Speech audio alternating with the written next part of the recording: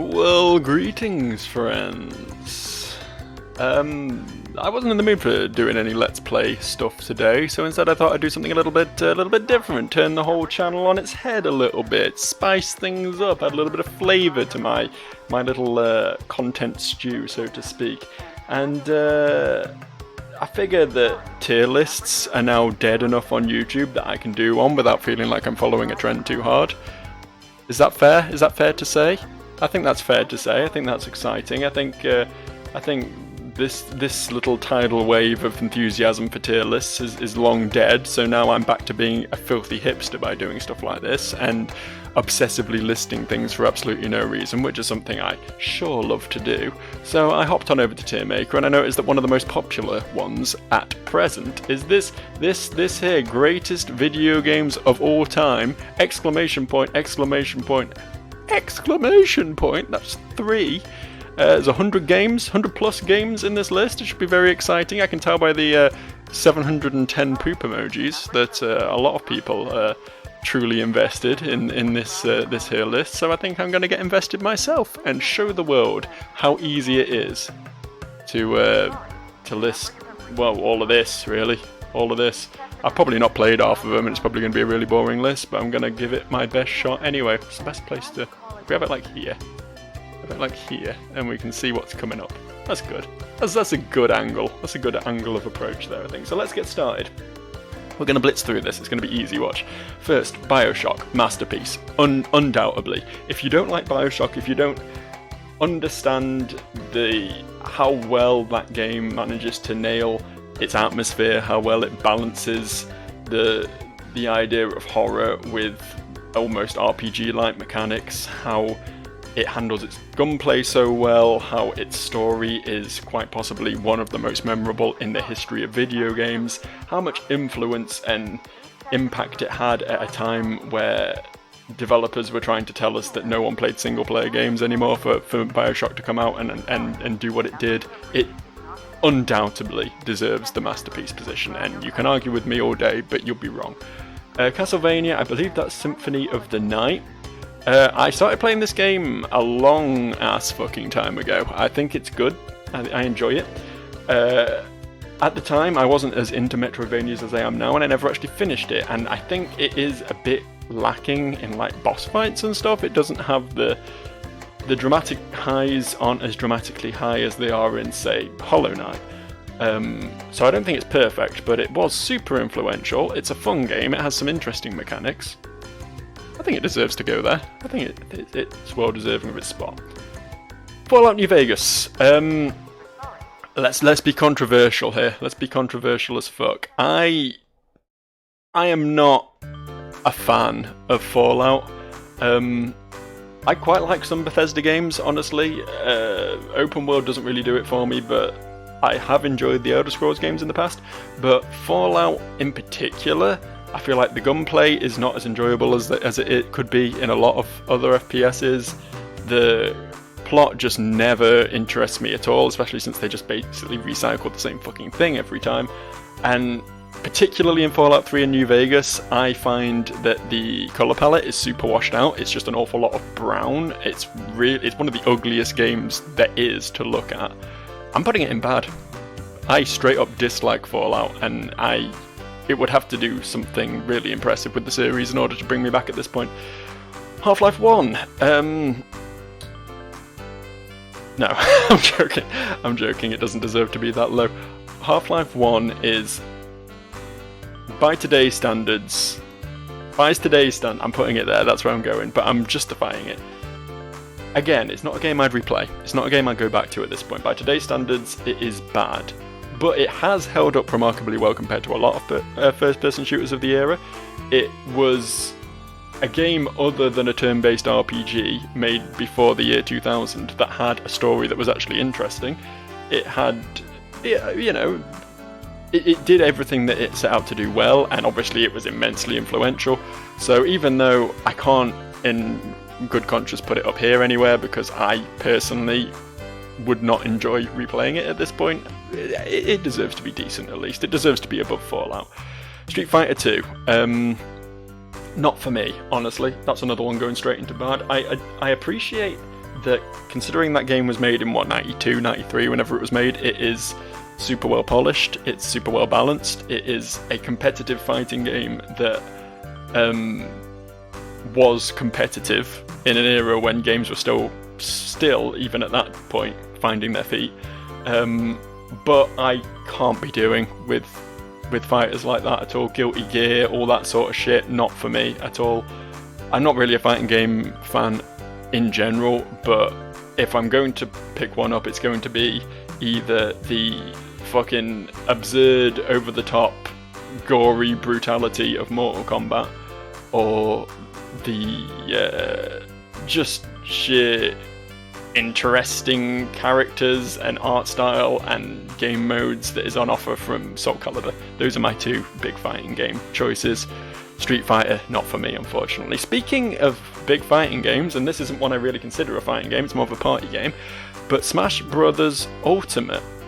Now I gotta sort of draw a line in the sand here, because obviously Smash Brothers 1 was a super good game, but every time since Smash Brothers 1, we have had just minor iterations on the same thing over and over again. We've not seen anything too exciting come from the series, and while Melee purists can fuck off, and Smash Bros. Ultimate is the best one, if I was going to play one, it would be Smash Brothers Ultimate. It's only really a minor step up in quality from the previous one, so I have to sort of decide whether, despite this being my quote-unquote fighting game of choice, if I can justify putting it up here anywhere, or you know what? Yeah, I can. It's going in amazing. Come on, it's Smash. It's the best Smash as well. It deserves to be there. Fuck it. Team Fortress 2. Definitely more playable than Fallout or Half-Life as far as shooters go, but I'm only putting it here on the basis that, like, 10 years ago it could have gone here, but now I feel like it's been outdone in the realm of hero shooters. I know a lot of people still enjoy Team Fortress 2, and fair play to them, but for me, if I was going to pick up a hero shooter, I'd play fucking Paladins or Overwatch if I owned it. I think this formula has been improved on since then, and while this still holds up today far better than, say, Half-Life does, it's not something I'd ever really go back to. Until Dawn, pretty easy one. I'll put it about there. Another good tier for Until Dawn. This game it did a lot right. It managed to.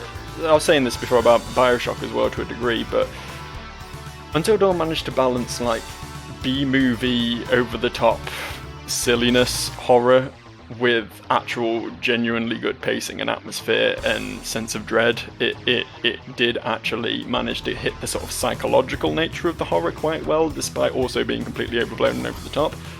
I enjoyed it. Again, probably won't go back to it at this point, but I enjoyed it for the playthrough that I gave it, and I would recommend it, so it definitely deserves to be in good at least.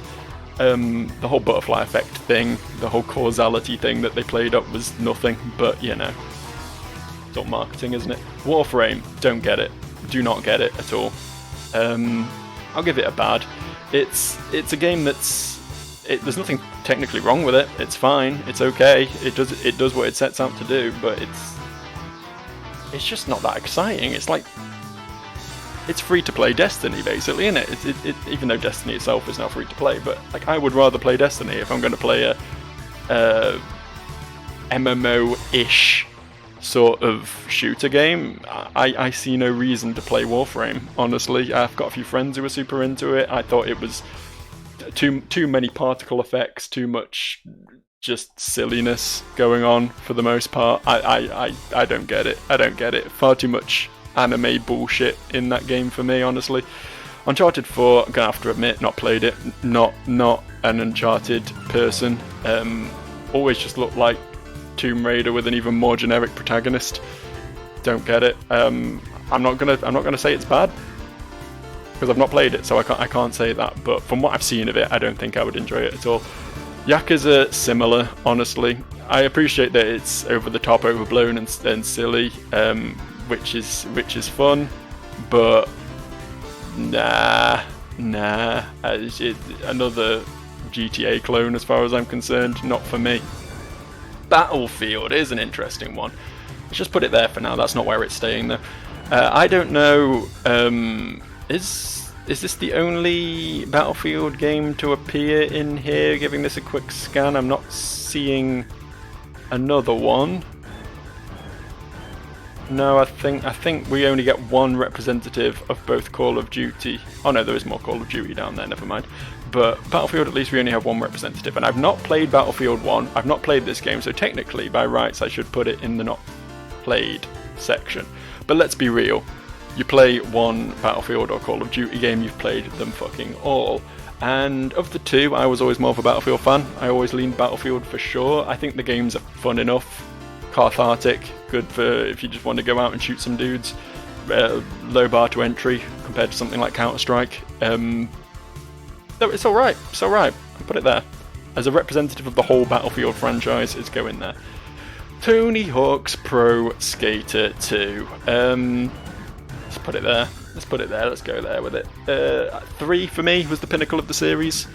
But 2, having gone back to it, is fine. It's good. I really enjoy the gameplay in Tony Hawk's games, and it was a big step up from the first one. So it nailed all the right. It ticked all the right boxes. Had a killer soundtrack. Can't really complain. Red Dead Redemption 2. Where do we put this? It's such a slog, that game, isn't it? It's such a slog. I appreciate the narrative storytelling and the characterization and how much extreme attention to detail there is in Red Dead 2. But it's not quite as bad as Fallout, but it has that same sort of issue wherein a lot of the visuals are super washed out, so even though they are incredibly good, they still aren't nice to look at, you know what I mean? There's just it's an awful lot of just monochromes and dirty browns, and it's just it's wearing on the eye, honestly. And gameplay wise, Grand Theft Horse, you know, you've played one of them, you've played them all. I'm putting it there, but it's not for me, honestly. Oh, here we go, here's my first one, straight into horrible with Dota 2. And all fucking archaic Warcraft 3 rip-off MOBAs can go right there and burn in hell with them, as far as I'm concerned. Aside from the super toxic community and the fact that you just can't play a game of those games as a newbie because you will get ripped a new arsehole, click to move is just the worst input system you could possibly have. I don't know why anyone would ever willingly implement click to move on a video game.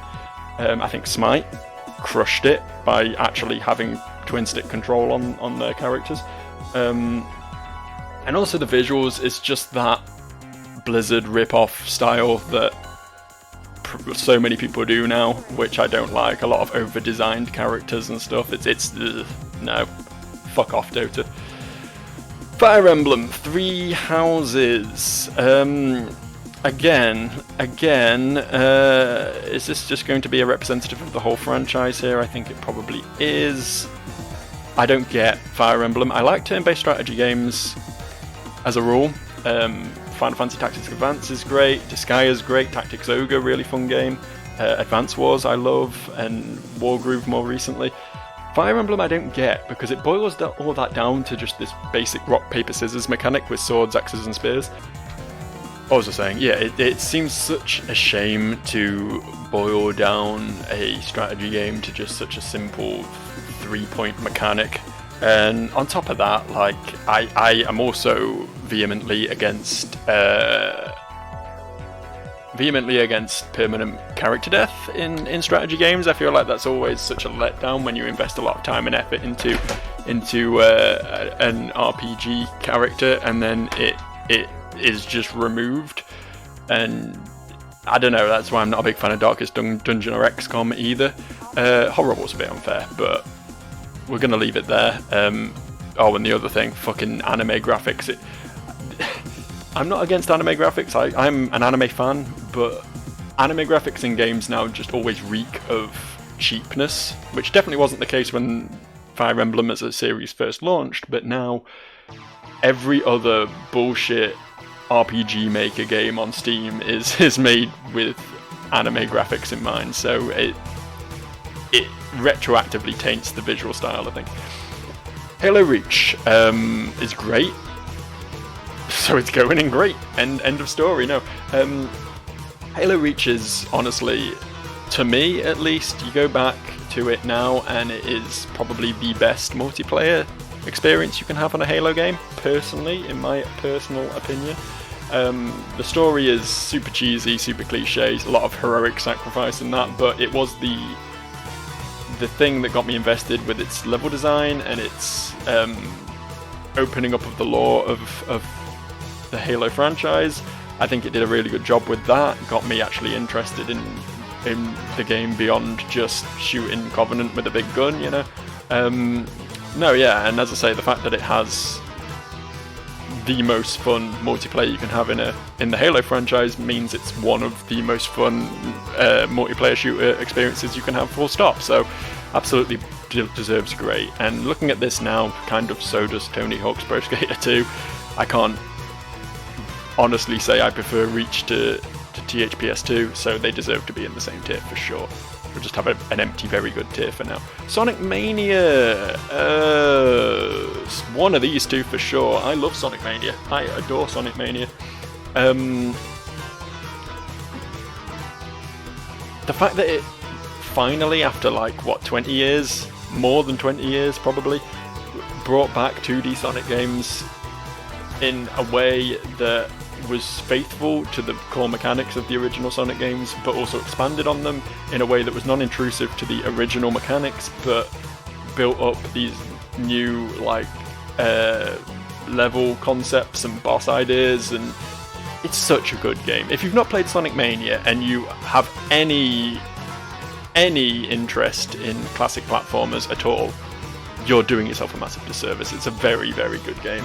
It's got to go in amazing, honestly. It's got to go in amazing. It is hands down the best Sonic game. Hands down. Undisputably. Hat in Time, I've not played it, unfortunately. If I did, it would probably be somewhere in the bottom end, because 3D platformers are not great. Honestly, the only ones I tend to enjoy are ones I have huge amounts of nostalgia for, so it probably wouldn't do great, but I've not played it, so I'm not judging. It's going down there. Batman Arkham City, unlike Battlefield and Fire Emblem, I don't think this can really serve as a representative for the whole series, because from what I understand about Arkham City, it is more open worldy, sandboxy sort of style than Asylum is. And while I enjoyed Asylum and will probably put Asylum somewhere around here, I haven't played either of the follow-ups, so it's gonna have to also go in there. What the fuck is this? What the fuck is this? Is this what triggered the poop emoji? Is this some like nostalgia bait fucking PS1 game that the list maker just really liked, so he put it in there just for kicks? What the fuck is Jungle Party? Come on now. Call of Duty, I like it a bit less than Battlefield. I don't hate it, but it's not for me. It's got to go the tier below. It can go the top. It can go at the top of this tier. There you go, Call of Duty.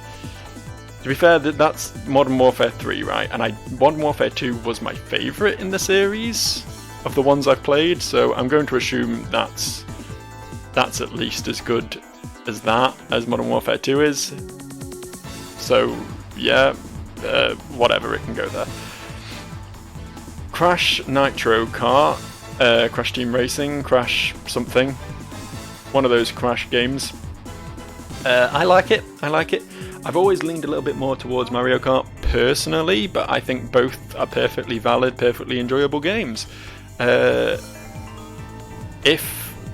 actual Crash Bandicoot games exist in this list, they're going to be somewhere near the bottom of the list, because I think they're fucking garbage, but the kart games are fun. So there you go. Mass Effect 2. The other Mass Effects appearing in here anywhere? Are we seeing them? I'm not seeing them. I'm not seeing Mass Effects 1 and 3. I love Mass Effect 1. Mass Effect 1 massively won me over when it released. Then I started playing 2, could not get into it.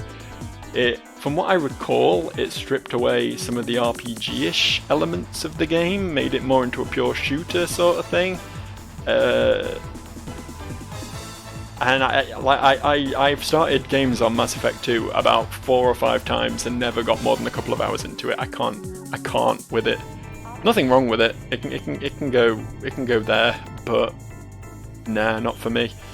Final Fantasy VII. Now this is a fucking classic, isn't it? It's not my favourite Final Fantasy game, but I appreciate all that it does. I think it has one of, if not the strongest story in Final Fantasy history.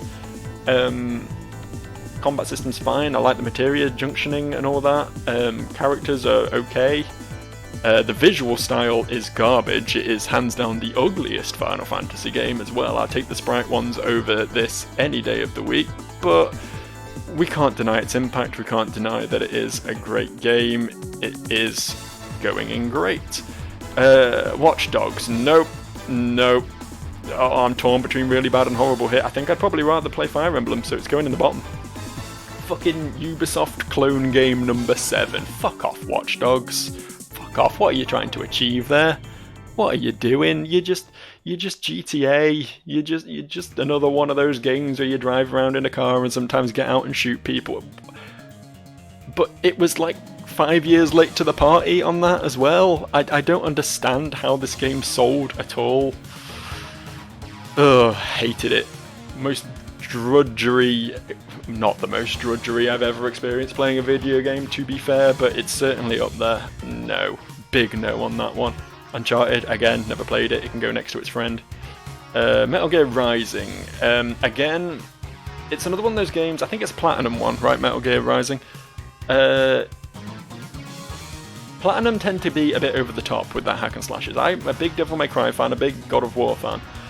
But Bayonetta and Metal Gear Rising and a few others, they're just all particle effects, all constant motion, all flipping and spinning and cameras going nuts and cutting to over the top cutscene, like in-game cutscene stuff, and I can't. It's a lot for me. I understand that it's probably a good game, probably an entertaining game, but nah, I can't be doing with it. Bloodborne. This is straight up a toss-up between masterpiece and amazing for me. It's never going to top Dark Souls 1 or Demon Souls for me in the From catalogue, but it is still part of the From catalogue, which means it is still a very good game. Atmosphere, ambience, visual style is all on point. It really nails that Victorian horror, eldritch shit. The DLC was also really good and redeemed it a lot, but the game felt poorly balanced in that the early bosses were quite tough, and then I absolutely coasted as I went through. There was very little weapon variety. There was practically no build variety. Like, the RPG elements of FromSoft's games were pretty much dead with Bloodborne, so I don't feel like I can put it in Masterpiece. It definitely deserves to be an amazing though. That's the Phantom Pain, correct? I've not played that one, but I don't think I'll enjoy it much. I like the earlier Metal Gear Solid games, but 5 is far too open worldy again for me. Me and open worlds, we do not get on. I've never played any of the Lego games. I'm sure that's probably a travesty to someone, but unfortunately no. I like Lego. I like building blocks, but if I want that, then I'll play Minecraft. I won't play a Lego Star Wars game which doesn't actually involve any building. Shadow of the Colossus. Okay. Lesser than these 4. Probably better than these 3 though. Like, can we put it there? Call it say it's at the top of great, maybe the very bottom of amazing. The boss fights obviously are stellar. It's another game that has a great tone. It's very clever with its storytelling in that it manages to tell a story with practically 0 words. It makes you build emotional attachments to things through gameplay alone, which is very clever, like especially your horse in the game. Not to get too spoilery, but when you lose your horse, that hits like a truck. Again, colour palette is a bit washed out for me. That was just a common thing around that era of game development, but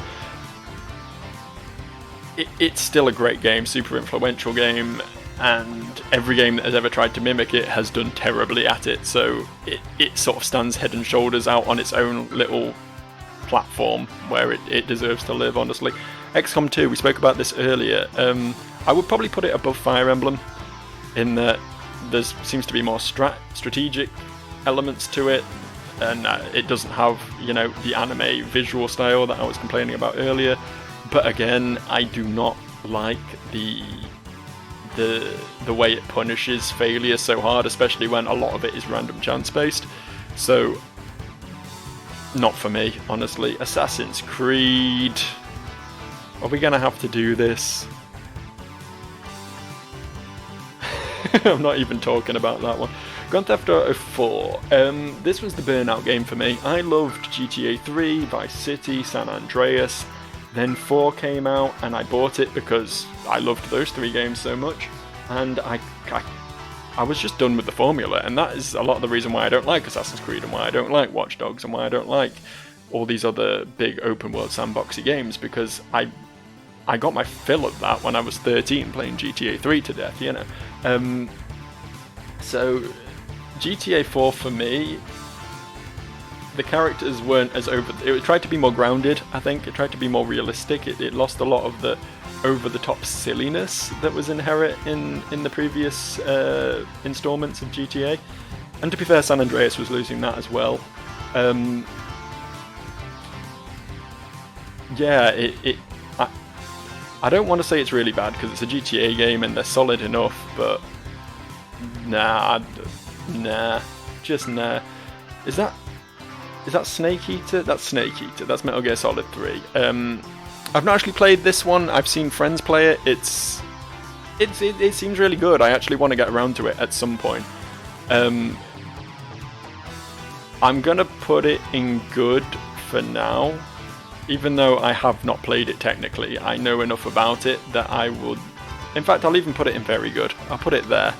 Because I am excited to play it, and I do want to get around to play it, and I like the general gameplay of the early Metal Gear Solid games, so I can't really fault it. It belongs there. Sorry, Assassin's Creed, nope.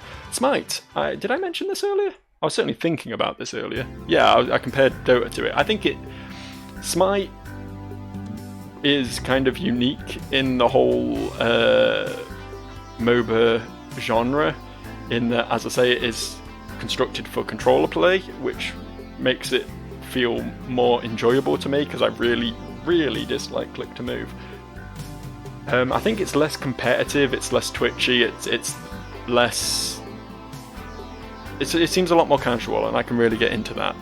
It's still not a game I would really play a lot, but if I was going to play a MOBA, it would be Smite, so there you go. Take from that what you will. Also, Ratatoska is a really fun character. Doom, this is the remake, I believe, which is a super gratifying game. It nails gunplay. It's a bit fast-paced for me, honestly, but aside from that, like, again, like what I was saying earlier about Mortal Kombat, I really like the gory over-the-topness of it. I think there's definitely a place for that in video games, and Doom really knocks that out of the park. Again, I'm not really much of a shooter guy, but I can appreciate quality when I see it, so there you go. Very good for Doom. Borderlands 2, better than Borderlands 1, I'll say that much for it. Borderlands for me it almost falls into this category, almost falls into your open world sandboxy stuff. It was almost like Proto-Destiny, really, wasn't it?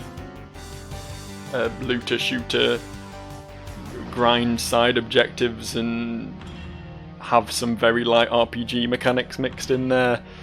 Fine, okay, sure, but it gets old real fast, I find, so in there with you. Final Fantasy 15. Again, this one I've not played, but I used to live with a dude who was big into Final Fantasy games, and he played pretty much the whole game in front of me. I can appreciate the character development in that game. I can appreciate a lot of things about it, but the story pacing just seemed way off. The combat seemed painfully both repetitive and easy, in that it was almost impossible to lose, because it gave you an option to just use an item to come back to life every time you died, from what I recall. Which seemed like, considering Square's motto at the moment seems to be to move away from turn-based because it was archaic and simplistic and all that, it seems like super counterintuitive. From what I understand, the FF7 remake has solved a lot of the issues that existed with 15, but 15 was very much a flawed game in and of itself. For the scope and the attention to detail again, and obviously the graphical ability of it, I can't put it right down here, but it's going there, unfortunately. Watch Dogs 2, in the Ubisoft pit you go. Dark Souls 3.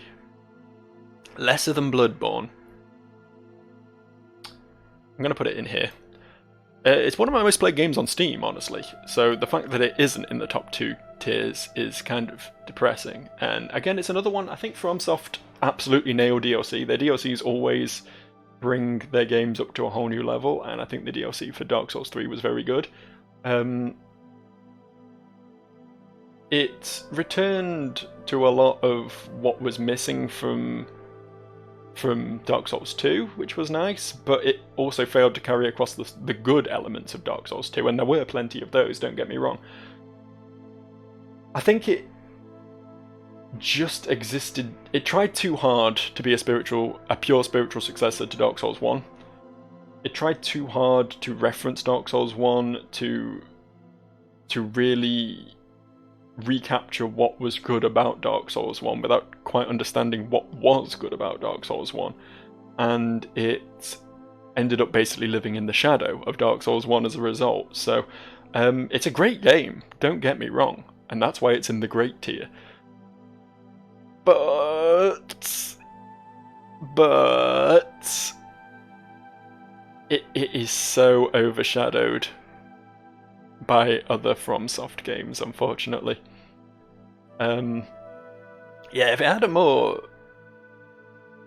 less linear map would have helped a lot. A lot more freedom of exploration would have been real nice. And just like tighter ties to the lore. It improved over Dark Souls 2 in that Dark Souls 2 basically had its lore was completely irrelevant, but compared to 1 where the story was so enthralling and so made me so eager to dig into it, Dark Souls 3 really was lacking in some elements in that. Too scatterbrained, I think. Dark Souls 1, here we go, well, masterpiece. One of my favourite games of all time. Everything I just said was bad about Dark Souls 3 is good about Dark Souls 1, and everything that is good about Dark Souls 3 is also good about Dark Souls 1. I don't need to defend this stance. We all love Dark Souls. We all love Dark Souls. Damn near perfect game as far as I'm concerned. It goes there. It beats out BioShock. There we go. Shadow of War, I believe. I played Mordor. I've not played War. I will use this again as a series sort of indicator. I'll put it here. I did slightly enjoy Mordor more than, say, Assassin's Creed. Just for the change of pace more than anything. The change of scenery was very, very nice. And I liked the system where you get like rival orcs that level up with you, and I thought there were some cool ideas in that game, but the overall genre is not for me. Need for Speed. Have I played a Need for Speed game? I don't think I have. Sorry, Need for Speed, you go straight there. Mario Odyssey. Now, I said earlier I'm not a fan of 3D platformers, and that's true. Mario Odyssey is probably at the pinnacle of that. I think Mario Odyssey really managed to mix up the gameplay a lot. Not only did it have the tightest, the most fluid movement controls that have ever existed in a 3D platformer, and a camera that actually facilitates that, It also had a lot of diversity in its gameplay, a lot of different mechanics, a lot of outside influence on the pure platforming. There was a lot going on, all the possession you could do with Cappy that really gave you different movement options and basically made you play an entire different character for a while. I think Mario Odyssey really did knock it out the park, and it will be a long time before we see a 3D platformer better than that, so it goes there. Devil May Cry 5.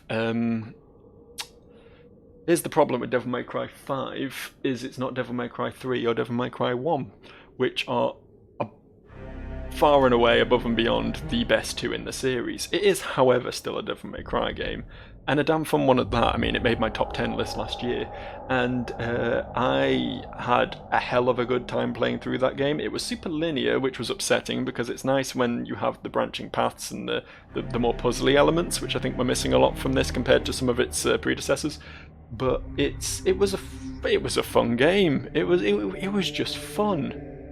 Combat was visceral. Boss fights were exciting. I can't really say anything bad about it. Well, aside from the few things I just said that were bad about it, it for sure gets in this tier alongside the other very good games. Soul Calibur 6. Again, if we're using this to represent the genre, not the genre, the series as a whole, then Soul Calibur is going to be quite high on this list. Soul Caliburs 2 and 3 in particular, I'm a big fan of. They had so many different gameplay options, and the character customization was always a really nice thing to have in a fighting game, which is something you don't really see very often. And from what I understand, Soul Calibur 6 has the strongest character customization in any Soul Calibur game, which makes it an interesting prospect, but also the pure moment-to-moment gameplay is just pretty basic. It's just like you have your arcade mode, you have your online multiplayer, and that's about your lot. You don't have all the weird and wonderful story stuff going on, from what I understand, that you had in the earlier ones. 4 and 5 I played both of and could not get on with as much as 2 and 3, but Soul Calibur as a whole, as a franchise, I'm going to put here in good. Assassin's Creed. Can I make another tier here? Can I? Oh, actually, no, I can't do that. I can't do that, sorry. I wanted to add an Assassin's Creed tier just here below Horrible, but there's not room for it. It would bump everything off the screen, and I don't want to have to keep scrolling up and down. So, Mortal Kombat 11. Again, from what I understand, it's pretty feature-light compared to a lot of the earlier games. It's another one I've not played. I played 9 an awful lot, and Trilogy an awful lot, and I've played a fair bit of Armageddon and the original Mortal Kombat, and I love them. I really do love them as a whole. Again, they're just so visceral, so silly, so B-movie. I can't get enough of just the absurdity of Mortal Kombat. So again, using this as a representation of the series as a whole, it's going here alongside Soul Calibur. They're good games. They're good games. Which, from someone who doesn't like fighting games, that is high praise indeed. Call of Duty Modern Warfare. From what I understand, that's bad. I've not played it, though. We're using this as a representation of the Modern Warfare games, but what do I do with this? What do I do with this? I've not played either of these. I played Modern Warfare 2. So do they both go there? Whatever, they can both go there. It's fine. Original Doom, not as good as New Doom. Sorry. It's super archaic at this point. Revolutionary for the time, for sure. But I'm not a fan of the visual style of it. It had that clunky 2D pretending to be 3D gameplay, which is just a real fucking shame. Honestly, it's not even Half-Life tier. It's I can't put Doom as really bad. I can't do that to it. But honestly, yeah, like, of all these games in this list so far, it's the one that has aged the worst.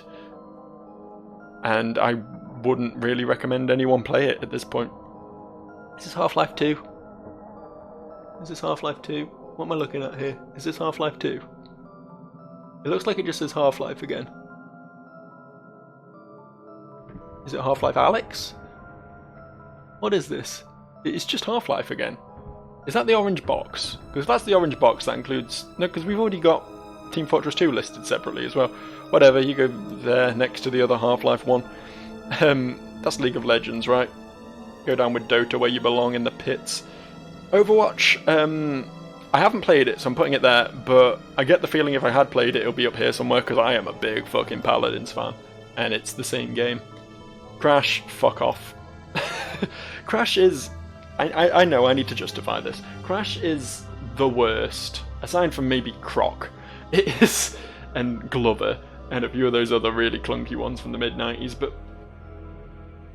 You play Mario 64, which is a game that came out, I think, earlier than Crash, but in that same era. Or you play Spyro. You have a camera that actually helps you play the game. Don't get me wrong, they were old cameras, they were archaic cameras, and cameras have come a long way since, but they were cameras that worked.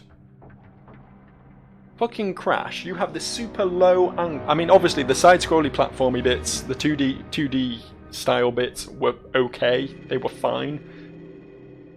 But the more 3D sections where you're moving up screen, or in some cases down screen, which is an even dumber decision, but we're not even going to touch on that. The camera is so low angle that it is almost impossible to judge your jumps. It is such a badly designed game, and I have no idea how it ever became such a far and away super success as it did. God of War 3. I said earlier, I like God of War. Probably less than Devil May Cry as a whole. Devil May Cry 1 and 3 would be up here in this top tier, but it's on a similar tier to Devil May Cry 5, I think. God of War 3 was a fun game, very hacky slashy, very cinematic. I enjoyed it. Can't say anything wrong. It deserves to be here amongst its peers. This is the Dragon Ball Budokai, Dragon Ball Xenoverse, one of those Dragon Ball-y games. Not a fan. Not a fan. I've got a friend who's super into them. They're not for me. I can't say they're really bad, but they feel really clunky to me, honestly. The combat never feels particularly smooth, and then the whole button mashing to fire beams at each other business is always just a little bit out there and not what you want to be doing during a beat 'em up, and I don't know. It's going there. Far Cry 3, now, this is a Ubisoft game, so it should go in the Ubisoft and MOBA tier at the bottom. That's where it should be going. But Far Cry 3 has a special place in my heart because the characters... I can't even remember the dude's name now, but he's right underneath my cursor. Really strong antagonist, that fella. It was also my introduction to Far Cry as a series. I played 4 and 5 since, and I'm done with them. But it was the first time I really experienced a pure shooter in a full open world like that. I mean, it is just the Ubisoft game, but it is almost like the template for the Ubisoft game. It's the one that all other Ubisoft games are held up to. So on that alone, it gets decent. FIFA 20. I mean, FIFA, I don't hate FIFA. Another controversial take here, because I know it's super easy to hate on the sports games, but I don't hate FIFA. FIFA's fine. Football games have their place. I have enjoyed playing them in the past. The only annoying thing about FIFA is that they just copy-paste the same fucking game every year and somehow manage to sell it for $60, you know. But I have no major qualms with it. I think, again, it's going to eke its way into decent, honestly. Just as a representation of the whole franchise. I think the more recent ones have some pretty scummy microtransaction practices, which are a shame, but on the whole, the FIFA series is okay. Tetris...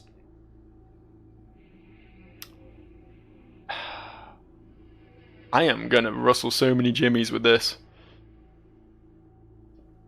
It's fine. It's okay. There's nothing wrong with Tetris. I can play Tetris, but I can't put it in real bad. After having said that, it can go up to bad. But there's nothing to it.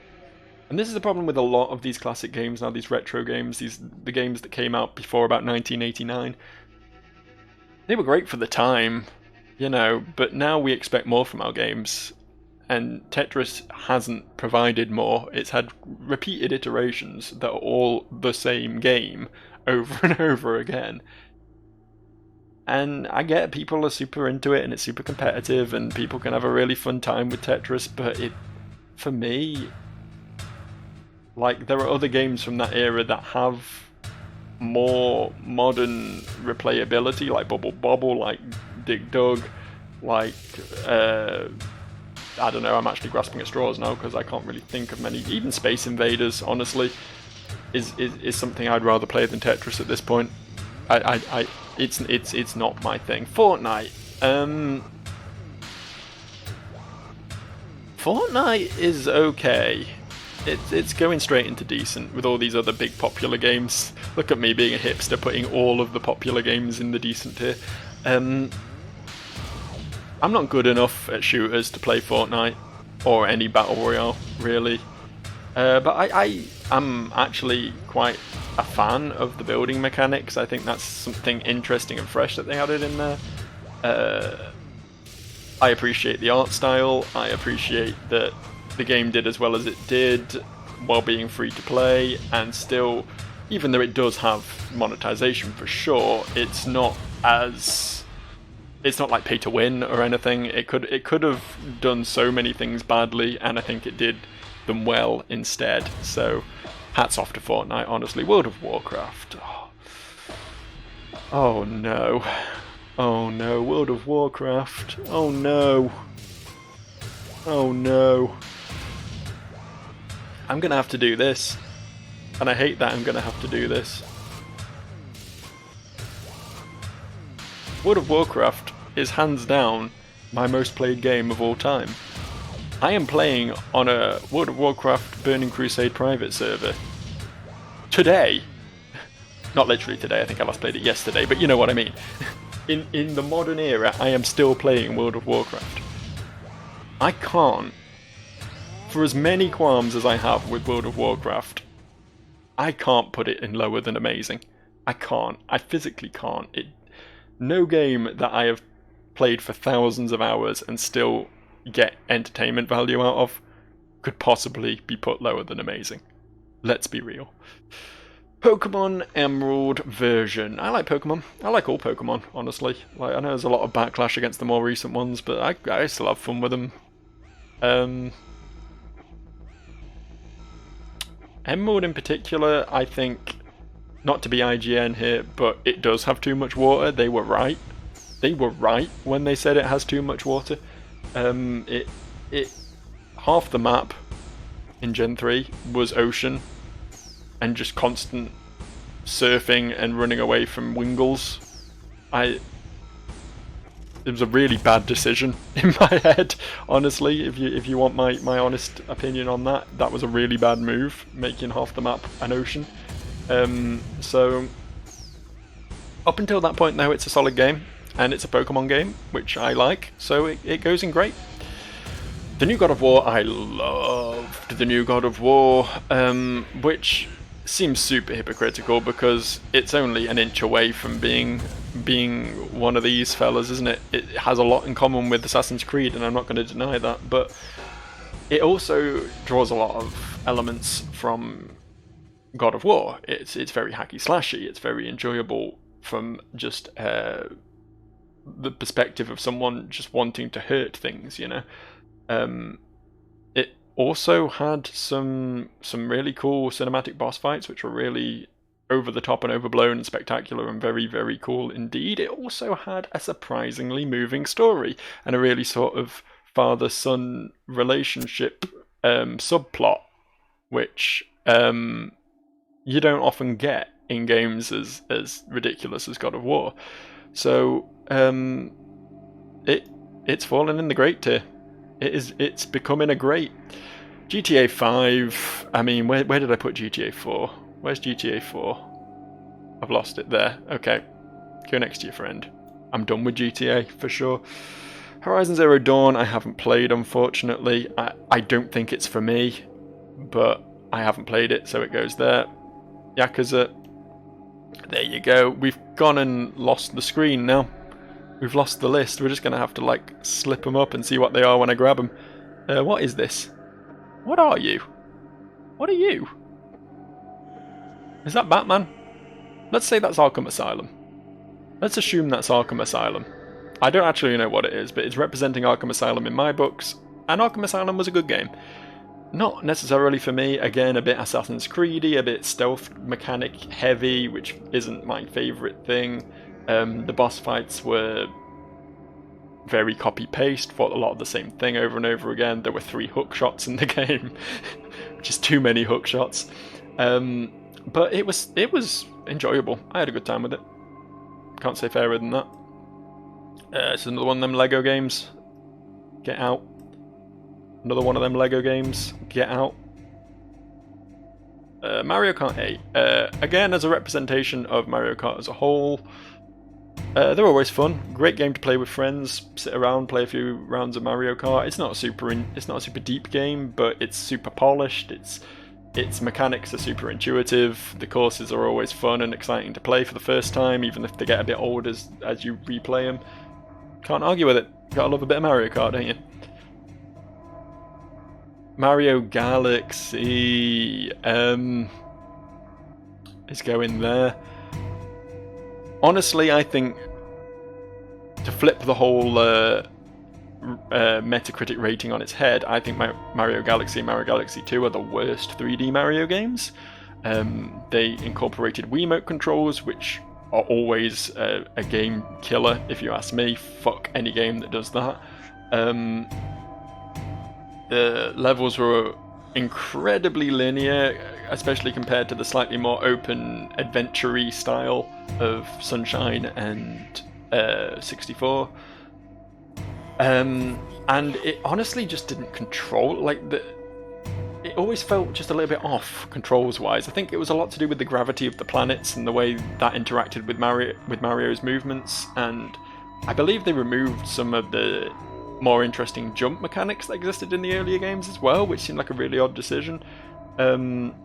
Plus, both of them, the second one in particular, but the first one to a degree as well, leaned super heavily into all these weird transformations that Mario could have, which, now that I say it, is pretty much the same as Mario Odyssey and the Hat Possession, which I was literally claiming was a good thing 5 seconds ago, but I don't know, whenever that happened it always seemed to detract slightly from Mario's core mechanics, rather than, as opposed to Mario Odyssey where it was more changing to an entirely different character, if you know what I mean. It's a minor difference, but it's one that had an impact on my enjoyment of the game anyway. That said, it's a Mario game, they're solidly made, they're enjoyable enough, so it goes in good. Minecraft.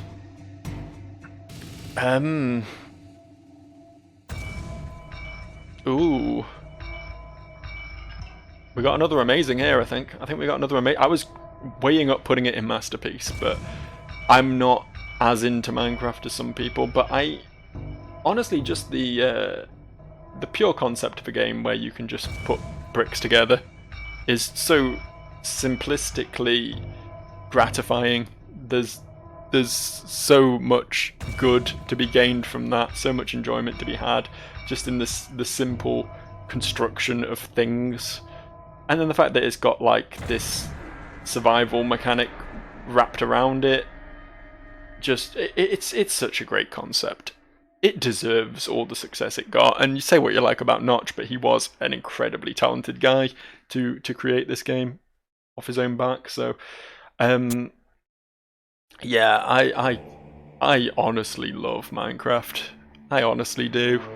And I think games like Terraria that try and follow in its footsteps often miss the mark by trying to focus more on the RPG adventure-y side of things and take away from what makes Minecraft so great, which is just building. Nothing has come close to Minecraft in that field as far as I'm concerned. Monster Hunter, don't get it. Don't get it. It goes in really bad. You'd think as a Dark Souls fan I would like Monster Hunter. I don't. I don't at all. Putting aside the fact that the combat is just like all of the weapons are super slow paced and sluggish to me. They're always like these massively oversized hammers and stuff. It's like playing Dark Souls, but you're only allowed to use great hammers. Putting aside that, the fact that you're expected to just grind the same boss over and over to collect body parts and make armor, and it's just an awful lot of farming.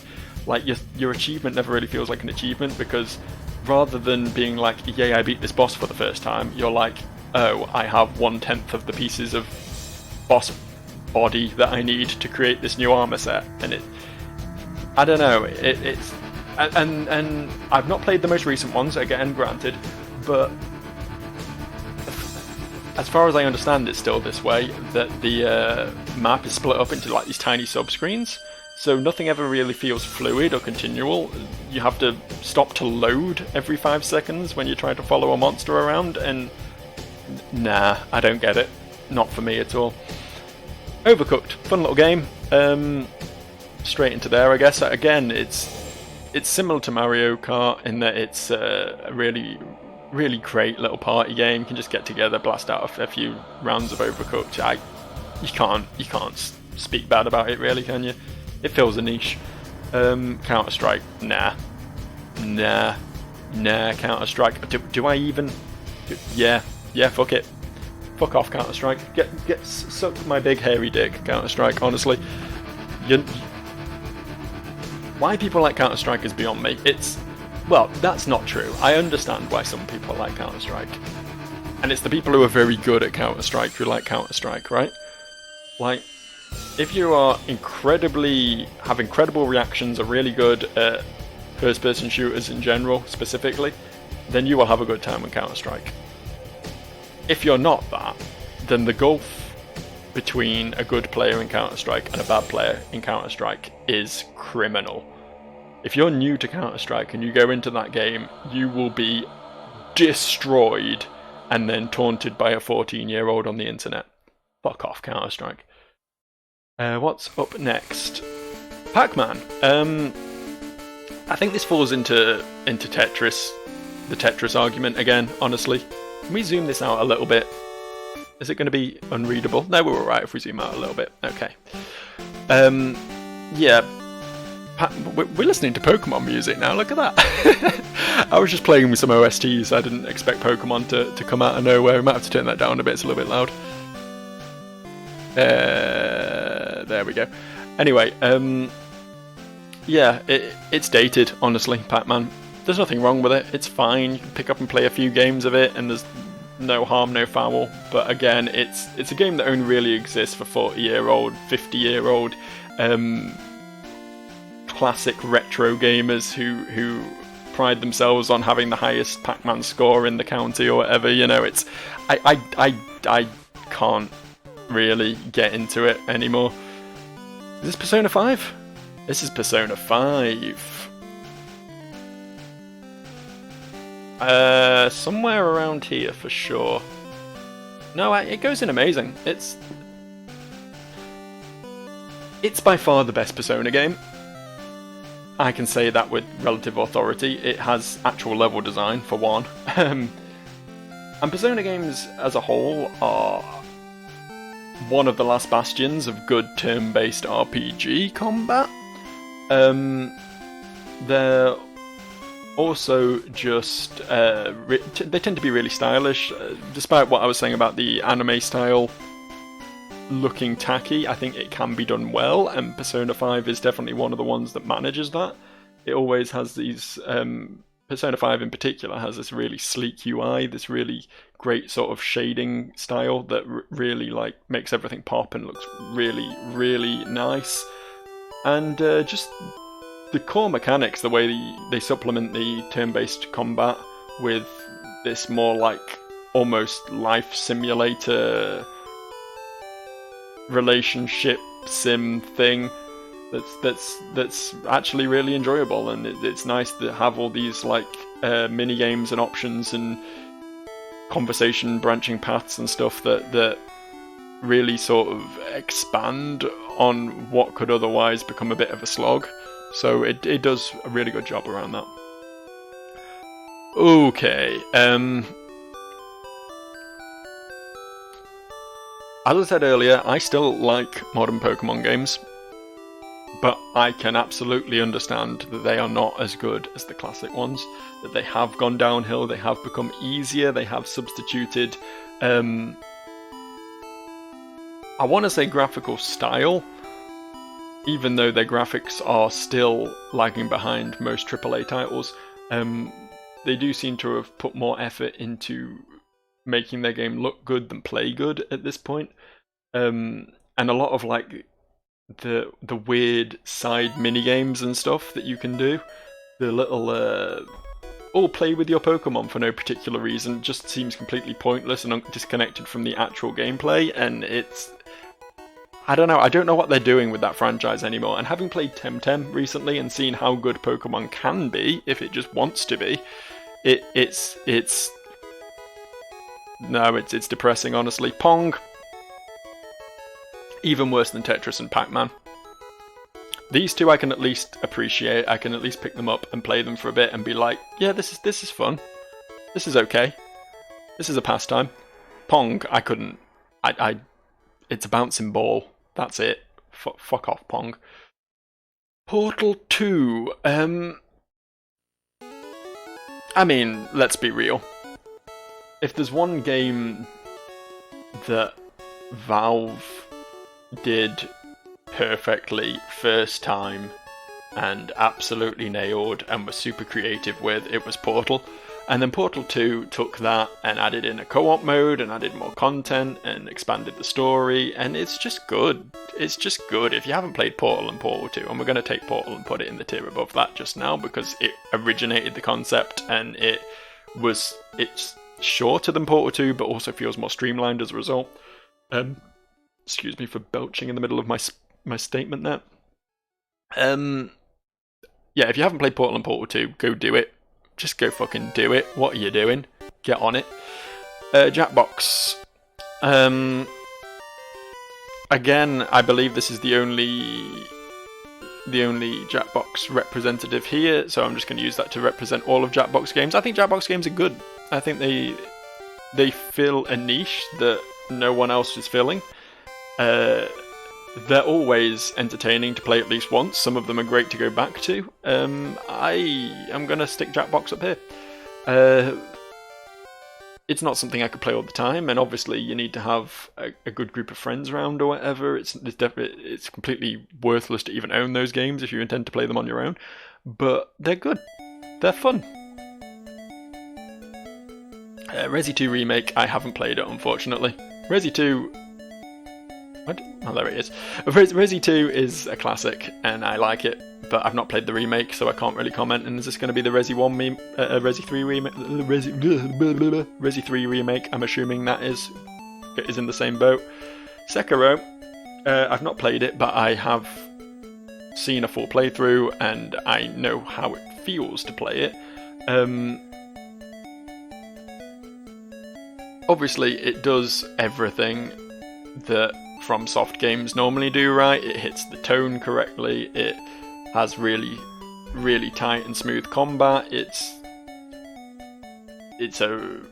manages to nail that feeling of completing a fight and feeling rewarded and feeling successful and feeling like you really achieved something. It absolutely ticks all those boxes, but it is less for me because by unbinding the player's movement and giving them more freedom, they also hamper their own experience and their own power over the design. So the experience as a whole becomes less well sculpted, shall we say, because you're free to just jump from roof to roof or whatever.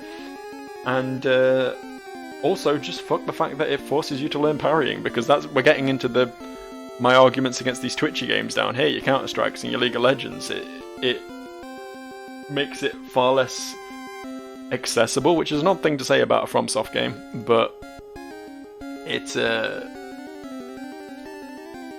they are accessible, honestly. If you're willing to just sit down and learn them, they're not hard games, generally. They just reward you for patience and for trying things out and for learning.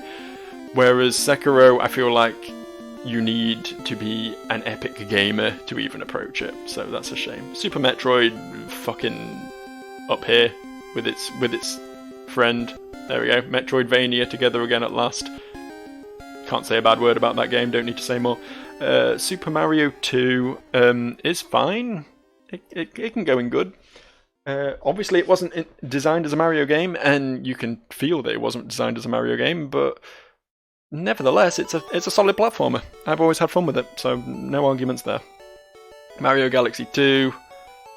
Oh, I actually prefer Mario 2 to Mario Galaxy and Mario Galaxy 2, so I'm going to have to move this up a tier. Yeah, that goes next to its friend, for sure.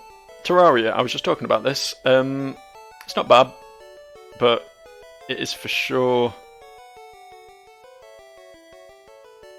It is for sure somewhere around there for me. I feel like it does lack a lot of what makes Minecraft great. So the immediate comparisons to Minecraft as being the 2D Minecraft harm it so much, I think. As a game that is based around, you know, this grid-based building and everything, it feels lacking in that, because you don't have quite so much creative control, and because it has all this emphasis on going out and exploring and fighting bosses and stuff. I think it tries to juggle too many hats is my problem with Terraria. It's decent. I played it with friends. It was an enjoyable time. But for me, there was this point where we killed a boss that we weren't meant to kill yet, and then the whole game got super hard, and I don't know, it lacks the straightforward purity of Minecraft, let's put it that way. Skyrim, I like Skyrim. I don't love Skyrim, but I like Skyrim. Skyrim has flaws. Skyrim has the same flaws that all of these things down here have, but it also has RPG mechanics, which I am a sucker for, and dragons, which are cool. So based on that alone, it gets to go up here. Last of Us, not played it. Yep, heresy, I know, but I've not. Breath of the Wild. Breath of the Wild goes here as well. Again, it's another open world, quite often empty open world game where you spend a lot of time just trudging through fields and not really getting much done, and desperately searching under every rock to find a collectible and all that boring drudgery that comes implicit in open worlds. But it's also a Zelda game, and the combat is great, and the dungeons that, such as what they are in that game, are fun to play through, and it has all the charm inherent in Zelda. You know, I can't in good conscience ever put a Zelda game lower than good. Speaking of, is this Wind Waker? Is this Wind Waker we're looking at here? I think that's Wind Waker, which goes in great. It wasn't a game I got into much originally when it first released. It was a game that I was actually, you know, give me some slack. I was like 10, 11, whatever I was at the time. So I was part of the whole, oh, why are the graphics so cartoony band? And also I didn't like the sailing, and I still to this day do not like the sailing. I think that was the first part, me on the first steps to realising how much I dislike open worlds was Wind Waker's sailing.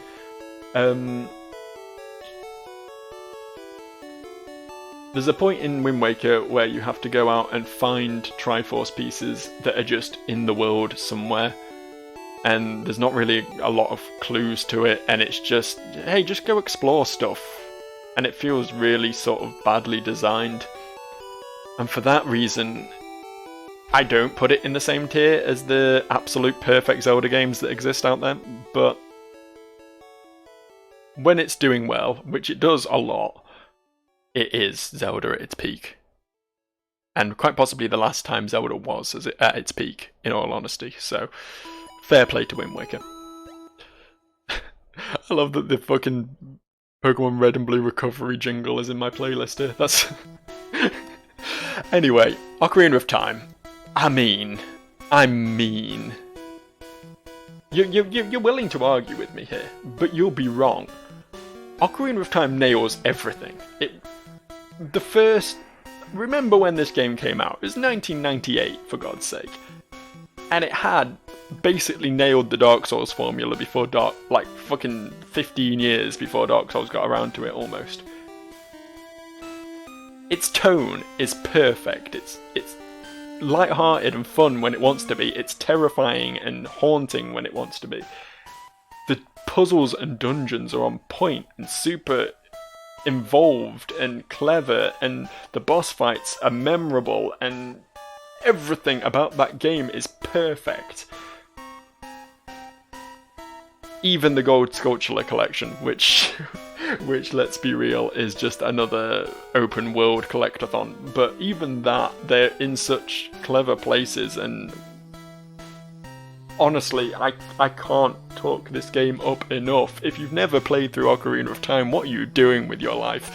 Like, I put Dark Souls here in front of Bioshock. I'm putting Ocarina of Time in front of Dark Souls. Ocarina of Time nailed it first try, and no game has ever quite lived up to those heights, and probably never will. Speaking of living up to heights, here's a man who climbs things for a living. He can go with his friends. What is this? What is this? Oh, is that The Walking Dead? It's The Walking Dead. Okay, I actually quite like The Walking Dead. It's a Telltale one.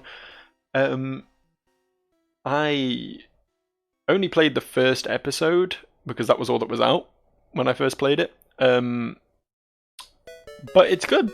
It's not a fun time. It's the opposite of a fun time. It's a harrowing, oppressive time. But of all the adventure games that I've played, it's one of the best. I will put it in good. And once again, I've made my thing too big and we have to zoom out again. This is getting increasingly hard to read. Witcher 3, not played it, sorry. Hated Witcher 1, hated Witcher 2 even more. Never played Witcher 3 as a result. I hear it's a lot better, but I just don't have the inclination to try at this point. Yakuza, go with your friends. Yakuza, go with your friends. Whoever made this list really likes Yakuza. Apex Legends. Sorry, I had to make a cut there. Apex Legends it's like Fortnite, but more competitive, and as such, I can't like it as much, because I don't like super competitive games, but it's similar enough to Fortnite that I can't really put it super low, so it can go there one tier below. Not played Celeste, I need to. Remind me to do that. Chrono Trigger is good. It's short. I hate the art style. I really hate, what's the guy's name? Is it Akira Toriyama? Is that the dude? The Dragon Ball dude? I hate his style. All of his characters look upsetting. They have really upsetting faces and all look the same. So the art style detracts a lot from Chrono Trigger for me, but nonetheless it's a classic turn-based RPG, and I can't really besmirch it. It can go in very good. Dishonored, not played it. I think what we're going to do here... There. The not played row is gone, and we're just going to not include games that I've not played. And we can zoom back in a little bit. How's that for a smart idea? I think it's a very smart idea. I think I'm a genius, personally. Firewatch. Not the best walking simulator. It had a touching story, but it got very meandery. There's better in the genre, and the best in the genre probably wouldn't make it into the top 3 tiers, honestly, so that's where it goes. What's this? For Honor, not played it. Inside, I like. Again, in many ways, Inside is a walking simulator too, but not to get too spoilery here, but the way the game ends is super interesting. It has a very strong plot, a very strong ambiance. Worth playing. I wasn't a big fan of Limbo, which was the previous game from the same developers, but I would 100% rep Inside all the way. Binding of Isaac, not a huge fan. I'm not really a roguelike guy unless the roguelike does something super interesting, and I honestly don't think Isaac does. I think the shock factor of its visuals and the time it came out, when it sort of really hit that peak when indie games were on the rise and so many of them were sort of breaking through to the mainstream. I think it came out at the right time and managed to have a lot of influence on a lot of other games, but it's not really something I'm super good at or enjoy a great deal. But I can credit where it's due, it at least gets in good. Last Jedi, not played it. Journey, I like Journey. It definitely deserves to be above Firewatch. We'll put this up here with Inside. I think Journey, even now, like nearly 10 years after it came out, it handles its visuals very well. Like, for a game that is pure desert, it manages to make pure desert look incredibly beautiful, and make exploring through that an enjoyable experience. The way it handles... Like, these developers went out of their way to make this game multiplayer, and believe me, that is not an easy task, for absolutely no reason. It didn't need to be a multiplayer game, but it had this drop-in, drop-out multiplayer sort of random matchmaking system that allowed you to experience the game with a mute confidant and ally, which was honestly just really clever and brave that they put the effort in to do that. And yeah, it looks great. It's pleasant, and I has one of my favourite soundtracks of all time, which I'm surprised it's probably going to come up in this video if this video goes on long enough, honestly. Okay, Left 4 Dead 2. Another one for the good pile. I can appreciate Left 4 Dead. It's fun with friends.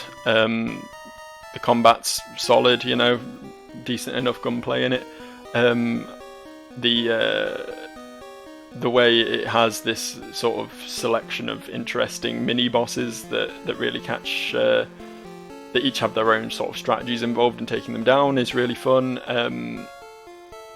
Game's a bit dated. I think it deserves a sequel, and a proper sequel with like decent, interesting, like proper boss fights and more variation in gameplay. But at the moment, the one that exists is fine. I will play it from time to time with friends. Not my favourite thing in the world, but I can't argue with it. Limbo, as previously mentioned, did not enjoy it as much as Inside. Thought it was a bit of a slog at times. I'll put it down here in decent. Again, it was another one of that initial wave of indie games that really peaked, and I think just because it was part of like that... what's the word I want here? That little group, that little... Oh, my brain's gone. It's dead. Rest in peace, brain. I've been talking too long. But because it was part of that little posse, it got more recognition than it maybe deserved. But it did have a strong art style, and was one of the first games to do the, you know, lost child in a big scary world sort of thing. So, you know, credit where it's due. But I didn't enjoy it as much as Inside, for sure. Mordau. I'll put Mordau in good. I've not played it, so it's lies. It's straight up lies that I'm putting it in good. But I know enough about it, and I have played other games similar to it, and they're always really visceral and really fun. And I don't know. I like that they're relatively simplistic in their combat as well, and it's just a case of hitting people really hard and watching their heads fly off. It's just entertaining, you know. I'm sure there is a meta, but it's not something I'm that bothered about diving into. Outlast, not played it, unfortunately. It's on the list for sure, though. Getting over it. Fuck getting over it. In fact, no, you can go in really bad. I understand that the game had this sort of niche appeal, and that speedrunning it is definitely an entertaining thing to watch, but the game exists purely to fuel frustration in the player, and then it tries to make this big sort of statement about how you shouldn't get frustrated at minor inconveniences, and you should, keep persisting in things and all that, but it's not as smart as it thinks it is, and the whole quote-unquote reward, which I still don't know if we're allowed to spoil or not, but the big fancy reward you get at the end is just nothing, and it's just arduous, and I don't know how I know how it took off as much as it did, because it baited its players into playing it and made completing it feel like a proper achievement, which, fair play, it did that, but at the same time, it was an achievement that wasn't worth it. Papers, Please, very powerful game. Belongs probably in Great. We're getting too big for our boots again here, even with deleting that bottom row. Yeah, Papers, Please, I think, again, not to get too spoilery, but it really cast a good light on the concepts of morality, and had a really, the simplisticness and monochromity, is that a word, of its art style is something that I've talked down about in other games previously, but I think it did it with impact. I think it did it intentionally to really drive home the monotony and make the bigger events that take place later feel more impactful, so I think it did a really good job on that. Resident Evil 7, I love. Best Resident Evil game, come at me. Honestly, another game that nailed the atmosphere. I think it did get a bit off the wall towards the end, but I can live with that. Had some really, really good boss fights, really great story to it. Can't speak of that game highly enough, honestly. What is next? Roblox, never played it. Rocket League, don't get it. It can go in bad, honestly. I don't get it.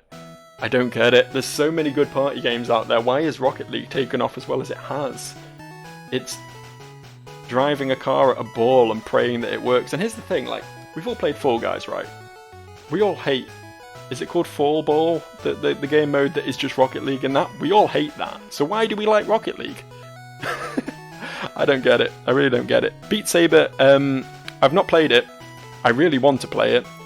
And I understand enough about it that I think I'll be able to rank it effectively. And I want to put it here, because I love a good rhythm game. I really get behind... I played so many hours of Audio Surf, Beat Hazard...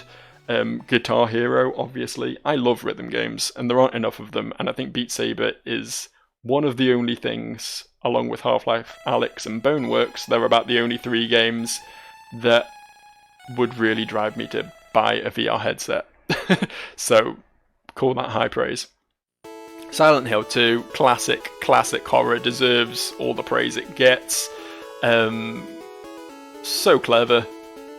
A bit cheesy at times, but hey, we can live with that. Some really fucked up monster designs that will last in my head for all eternity. You can't fault Silent Hill 2. Sims 4, using this as again a representation of The Sims in general, and I'm going to put it in good. I like The Sims. It was the first one that I really played. I've not really played 2, 3 or 4. I think I played 3 briefly. I downloaded it and gave it a spin, but couldn't really get into it much. But it's fine. It's fine. A little life sim game. Build your dream house. Have a fun time. If you don't like The Sims, then get out your own arsehole, frankly. Infamous. Second Son in particular. Not a big fan, honestly. It was okay. It had some... The magical powers are fun to play around with in a sandbox. They make him head and shoulders above your Ubisoft stuff. I think if Ubisoft made a game where you play as a supercharged freak, then it might be more enjoyable, but no, I'm not a huge Infamous or what was that other game, Prototype fan, but they were entertaining for what they were. Civilization, that's Civ 6. Not played Civ 6, but I played 2, 3, 4, and 5, and I'm going to put them in great. I don't play 4Xs much, but if I do, it's Civ. I think there is a certain enjoyment to be had in just building up an empire. I'm not much of a warmonger when it comes to Civ. I'm not really someone who goes out and picks fights with people. I just like build. It's the same sort of part of me that The Sims appeals to, I guess. I just like making something powerful and make it run, you know, that sort of idea. Spider-Man, not played it, unfortunately, not that one. I played the classic PlayStation ones, but I feel like this is different enough that I can't really consider it. Spore, no, I can't put it in very good. I'm putting Spore in good. I think it had a lot of promise, and at the time, having the ability to fully morph your creatures was really exciting and a really interesting concept, and the way you could evolve them by doing certain things in game was a really novel idea, and I think they should have left it at that. When it expanded into first a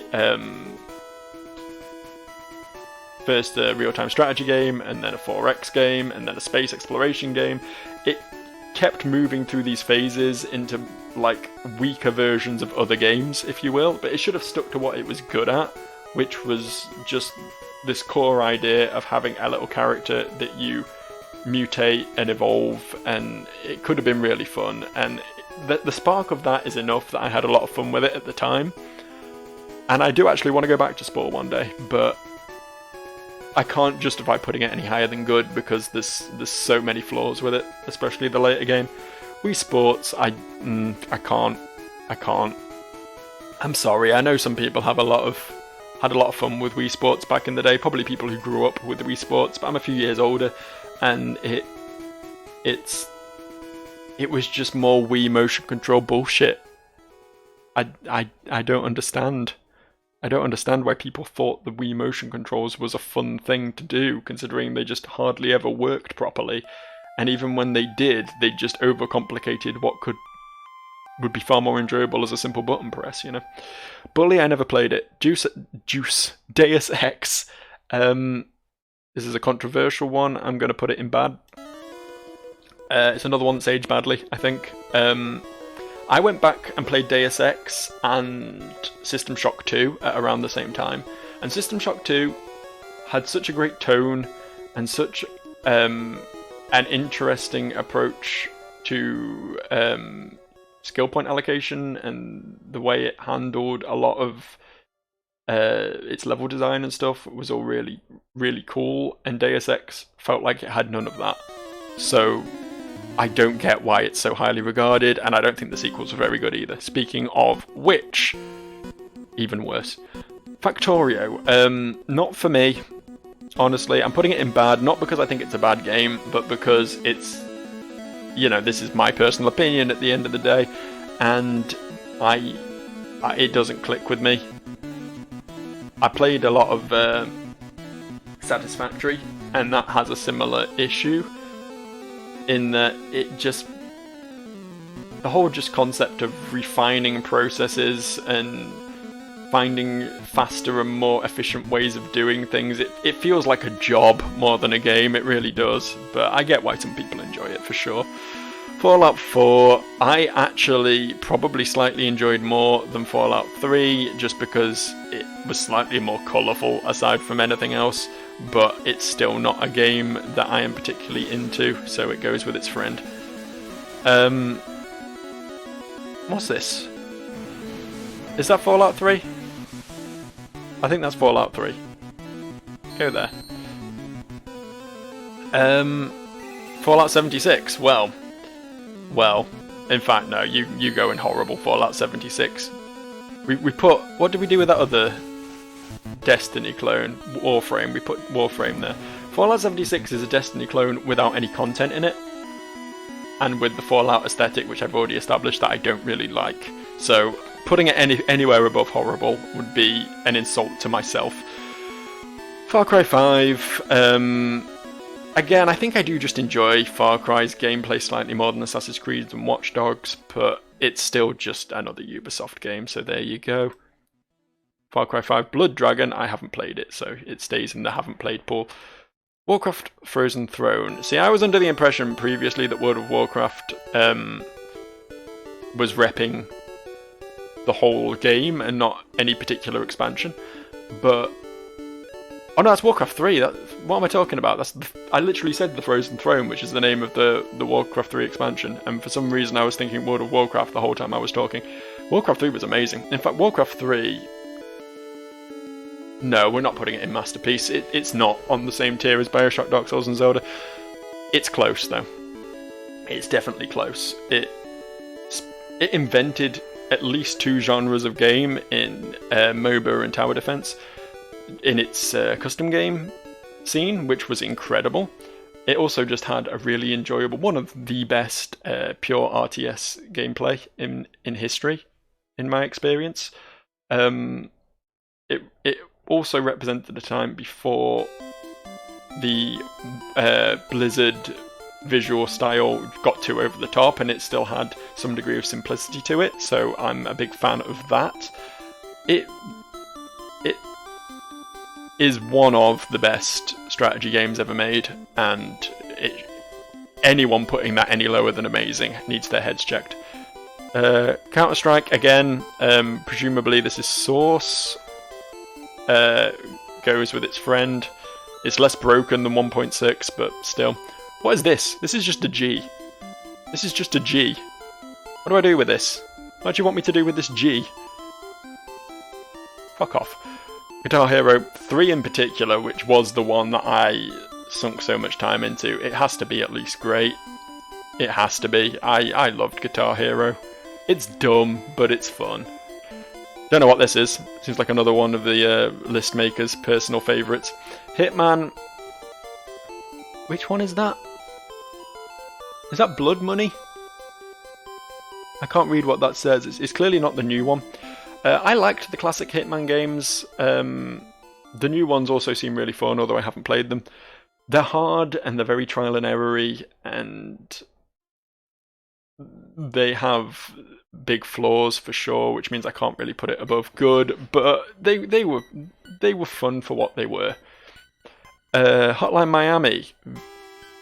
Unpopular opinion, but I'm not putting this any higher than decent. The soundtrack's cool, the visual style is flashy and everything, but the gameplay is just not anything that exciting to me. It's basically a twin-stick shooter, more or less. You run around and you shoot people, and that's it. I don't get where the hype lies with that game. Is that Just Cause? That's Just Cause. It's another one for the pile of open... No, it deserves to be slightly higher than most open world games, because it has some wackiness to it that I can appreciate. Is this Kingdom Hearts? Kingdom Hearts I don't like. Kingdom Hearts goes in bad. I'm sorry. I like turn-based RPGs. This isn't a turn-based RPG. I don't know why I even brought turn-based RPGs into it, but it's a JRPG that leans so hard into the JRPG tropes that it's uncomfortable. It's so engrossed in its own bullshit, and it's over-designed characters, and then for some reason there's Disney there, which just confuses things further, and like visually it's nice to look at, I'll give it that, but beyond that, like the combat's clunky. I don't understand. I don't. Life is Strange lives in its own arsehole. I don't really. It's another one of those like adventure games, visual novel type things, but for some reason it just got really popular, and I don't really know why. Is this Life is Strange 2? It's something Life is Strange related. It can go with Life is Strange. Metro, not played. Mountain Blade is very complicated. It's a decent game, but it's something that I don't have the time or patience to invest into learning how it all works. Nier Automata. I can appreciate its visual flair. I can appreciate... No, it deserves to be higher than that. We're gonna have to zoom out again so we can go in very good. I appreciate its visual flair. I appreciate its approach to storytelling. Like, very few games would be bold enough to force players to replay the game again in order to enjoy the full game, to get the full meat of the story. It's very brave for attempting that, but it's I don't know. It feels like a hack and slash that's not as good as a pure hack and slash, and also just the anime nonsense involved in it is a bit much for me as well. Not played Pathologic. Path of Exile I like. Great, very good. We're very good at. Path of Exile's fun. It's probably... I don't like the way it works. That seems like a really odd thing to say. It's a free-to-play game, so I appreciate that it needs to do something to drive its own content, and it has seasons where every season it just adds in another weird like side quest mechanic that honestly tends to get a bit overwhelming. I liked the game back when it first released, when it was more straightforward, more of a love story to Diablo 2, more just did what it did best without having to add all this extra chicanery and frills on top. And I'm looking forward to the second one because hopefully that'll be a bit more of a hard reset to just getting the core mechanics back to, you know, fun again. What's this? Oh, Plants vs Zombies. Okay, that was really small. I couldn't see it. Plants vs Zombies is fine. It's okay. It's a mindless mobile game, but it deserves to be alongside Tetris and Pac-Man, honestly. Similar sort of arguments can be made about it, except from the fact that it's not that old, that its gameplay should be so simplistic. But, you know, it's a phone game, so what do you really expect from it? It's fine for what it is. Postal, not played. Prototype, I mentioned this earlier when I was talking about Infamous, so it can go next door. Rainbow Six Siege, too much for me, honestly. I appreciate that it's more strategic and has more options and is more hero shootery than something like Counter-Strike, but it falls into the same ballpark, honestly. Bit much. Bit too hardcore for my liking. Saints Row, I don't get it. Yeah, it goes in here. I'm putting a lot in bad today. I'm bullying a lot of games, but I don't get it. It's GTA, but no, it's just GTA. It's just GTA. It's a bit sillier, I guess, but it's just GTA. Sniper Elite, not played it. We're having a problem here. We're having a real problem. Hold up. Here's what we're gonna do. Since I managed to purge things from existence by doing this before, I'm gonna add a new row. I'm going to slap all these games that I've not played into it, and then I'm going to delete that row again. And it'll be a real fun time for everyone. What is G? What is G? Will we ever know what G is? I don't know. We probably won't. It feels like an issue. Not played Stalker. Not played... I've played the original Battlefront, but I'm assuming it's not similar enough for me to be able to comment. That's the other Battlefront, right? Super Hearts, just not played Death Stranding, but I feel like I know enough about it to be able to comment. Not played that. Not played Grounded or Just Dance or NBA 2K. That is just Persona 5 again.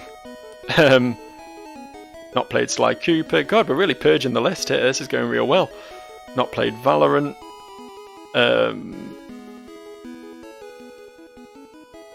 Not played Call of Duty Warzone. I have played Hyperdimension Neptunia. We'll get to that. I'm surprised to see that on the list. Not played Titanfall. What's this? Let's zoom in a bit. We're on the home straight here, boys. We're actually finally getting to the end of the list. I can't see what that is, though, so I'm... Oh, Persona 3. Fuck, of course.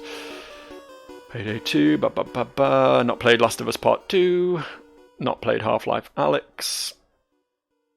Not played Dying Light. Not played DuckTales. Not played that Batman game either. Not played Flight Simulator. Not played Super Seducer.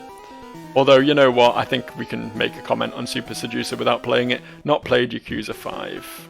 Is that everything. Probably not played that either. I don't know which Dragon Ball game it is, but we've already commented on Dragon Ball games. Or Dead by Daylight. Alright. Are we good? We're good. I think we're there. Sweet. Okay. Be gone. Right. That makes life easier. It seems like a flaw in Tier... What's this place called? Tier Maker's design that you can do that. You can just delete things, but there we go. We did it. Okay, Super Hot. Very cool game. Very unique. Very creative. I'm going to put it in great. I can appreciate it. That's another game that I'd like to play in VR, actually, to be fair. But yeah, I think it deserves the hype. It did a really clever thing with the time adjustment stuff and how it handles that. And it's just a really satisfying game when you learn the ropes and you can pull off some really cool shit in it. So fair play to it. Also, you know, visuals very distinctive despite being very simple, and I can always appreciate that. System Shock 2 goes in amazing. It's not quite BioShock, but it's close, and I think it's a game that is in desperate need of a remake. I know the first one's getting a remake, and I can't remember, is System Shock 3 still in development? I hope it is, because that was something I was excited for. But yeah, System Shock 2, I sang its praises when I put Deus Ex in, so I don't need to talk about it again, but it's definitely a game that is worth revisiting. It's a game that I played nearly 15 years after it released and still had a great time with, so that basically says all you need to know. Undertale. I'm putting it in great. I never quite finished it. I probably should do that at some point, but it's another one that's well deserving of the praise, honestly. It managed to flip turn-based combat on its head. It had a really quirky sense of humour, a really distinctive sense of humour that you can't really dislike unless you are just trying to be contrarian for contrarian's sake. Characters are all likeable. Just the approach to game design was such a off-the-wall one at the time, and something you didn't see very often, that it really made an impact and deserved to have made an impact. Pokemon Red and Blue. I mean, we're listening to the soundtrack as we speak, so I can hardly say I don't like it, can I? It's flawed, it's broken, the remakes are better, but it kickstarted it. It has all of the best, not all of the best, but it has the most consistent Pokemon design to this day out of any generation of Pokemon, and anyone saying otherwise is wrong. It had a great approach to world design, which was carried on in Gen 2 and then sort of thrown out the window after that, where you could take on challenges almost in your own order. Like, there were so many options as to how and when you did things. And aside from anything else, it was so revolutionary as a game. Obviously turn-based combat existed prior to Pokemon, but the whole monster catching idea and the way it handled that, and the way, like, even in Gen 1, it had things like EVs that allowed you to manipulate the way your Pokemon grew, and different moveset options, and it was so ahead of the curve, Pokemon Red and Blue was. And it's, even now, just so much fun to play. Even if it does have a remake version, which is a straight-up improvement. Harvest Moon. What is going on with this OST? This is jumping all over the place at the moment. Harvest Moon I can enjoy, but I have to be in the right mindset for. I was talking about Harvest Moon in my Spiritfarer LP not so long ago. In that Spiritfarer gives you more drive. There's more reason to do things because you're trying to help out the people on your boat. You're trying to do nice things for these people. You're trying to improve more than just your ability to make money, so to speak, which is what I always got from Harvest Moon, was just that hey, make money so you can buy an upgrade so you can make more money sort of thing, but it lacks proper goals, and that's why I always zone out when playing Harvest Moon and end up just leaving my playthrough at some point unfinished. Shit, which Pokemon game is this? Is that that's Black and White 2, isn't it? Black and White 2 was good. I'm putting that up here with the first one. I preferred it to that. It had some bad monster designs for sure, but it did so much right in that it was like a pure reboot. It didn't lean too heavily on nostalgia for previous Pokemon that existed. It had an actually relatively interesting story, probably the strongest story in the history of Pokemon games. Yeah, it's one of the best for sure. Cuphead is going in great. In fact, let's move this down to this tier as well. I can't justify putting that above Cuphead, Undertale, and Super Hot, and Shadow of the Colossus. Yeah, Cuphead is Cuphead's really fun. Cuphead's really fun. I played it with a friend. It was great overcoming the challenges. It had that real sort of, to say it again, Dark Souls feel to it, where beating a boss really felt impactful and really felt like you'd achieved something. Obviously, the animation is some of the best 2D animation in the history of video games. It's a great old time. I love Cuphead. Death Stranding, as I mentioned before, I've not played it. I'm putting it there though, from what I've seen. It's slow paced and it's methodical and it's probably a bit of a drag and a bit of a slog at times, but it also has a lot of interesting ideas, which I think elevate it above a lot of do nothing sort of games. The way you can build routes to help other players get to places faster, the way the story unfolds, the concepts of the whole spirit thing that you have to do with the baby and all. It's very Hideo Kojima, but Hideo Kojima is lauded for a reason, right? And I think it does a lot of what he does well. It just perhaps shouldn't have been played up as the game that it was played up to be, and it's a very niche genre is what I'm trying to say, and I think a lot of people hate on it because it wasn't made for them, so to speak, but I could see myself enjoying it if and when I get around to playing it. Diablo 2. I am such a fucking Blizzard fanboy, I am discovering, because I have to put Diablo 2 in Amazing as well. Diablo 2 was my childhood. I worship Diablo 2. Diablo 2 perfected the ARPG genre. It perfected it. Like, this is I'm talking as someone who hates click to move here, and Diablo 2 is a click to move game. And its approach to skill trees, its approach to the way it handled loot tables, which was a super original concept at the time. It was obviously it's nostalgia, it's rose tinted glasses. Path of Exile is an objectively better game, and I put that 2 tiers lower. But Diablo 2 was everything to me, and to this day I will argue that it has one of the best soundtracks in the history of video games as well. Easily the best one Blizzard ever did. And it's such a shame that Diablo 3 ventured so far away from what made Diablo 2 great and turned it into more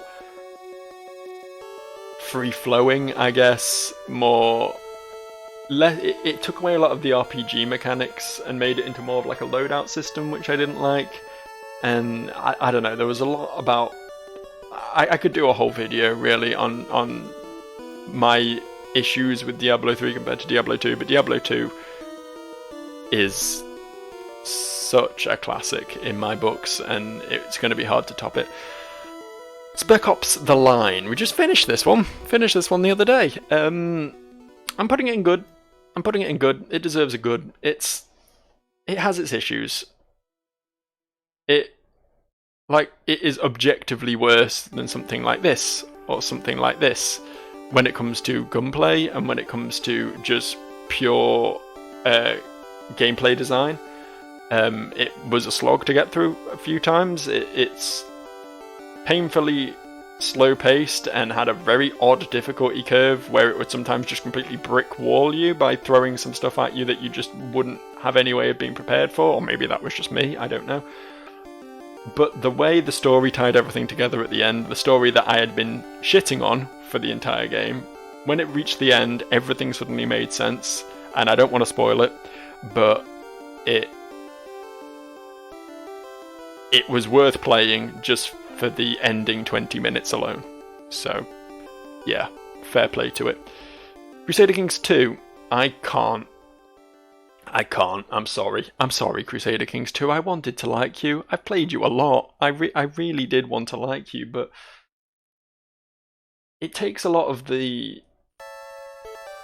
direct control you have in Civilization and just shits all over that and puts so much of it on dice rolls and so much of it on, like, hidden numbers that you can't have no way of finding out, like whether this random king halfway across the world likes you or not could completely dictate whether or not your game has any chance of success. You know, it's so cryptic and so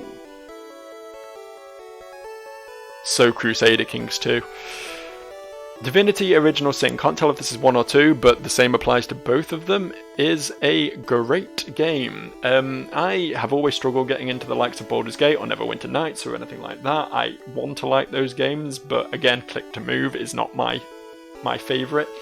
And they're very punishing and very archaic in the whole way that they were action-based, like real-time games, but you would have to keep pausing the game every 5 fucking seconds in order to queue up abilities. They were such an odd way of delivering gameplay, and Original Sin just fixed all of that by just being like, hey, let's just make combat turn-based, and there you go. Suddenly amazing. And it does a lot of other things well too. It delivers its story well, and it has an interesting approach to learning abilities and things like that. So I love those games. I need to finish them. I think that's 2, isn't it? I think that is a 2 on that one. Oh, Ocarina of Time. Oh, there it is. Yeah, let's hear a bit. I don't have the full OST for this, so we're only going to hear part of it, but it'll be a pleasant part. Dead or Alive. Can't tell which Dead or Alive entry this is. They're fine. Where did I put Street Fighter? Ooh, in bad. I'm going to put this a bit above that. I do prefer the 3D fighters to the 2D ones. I could always have more fun with Dead or Alive than Street Fighter. I remember Dead or Alive 2, there was a dude who basically had a grapple combo that could take off 3/4 of someone's health if you just hit them with it at the start. And that sort of silliness was always fun with me. Like, the game clearly wasn't competitive and it didn't care. And I had fun with it, but I'm not a fighting game guy. Dragon Quest some number or other. Again, this has Chrono Trigger issues in that it has a visual style that I cannot stomach. It's also just a bit twee for me. As much as I dislike the road that Final Fantasy has gone down in recent years, I've always enjoyed the slightly more gritty, heavier stories of them compared to what Dragon Quest always seems to offer up. Admittedly, I've never finished a single Dragon Quest game, so I could be wrong on that. But and the gameplay was always fine, you know, serviceable turn-based combat, but not a thing that I can get super on board with. Fall Guys is going here.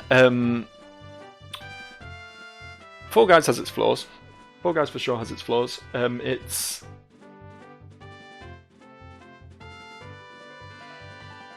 I think it made a mistake in making it a 3D platformer, which I have voiced my qualms about earlier in this video, and making it competitive, because it's not a genre that leans towards competitive gameplay and precise gameplay particularly well.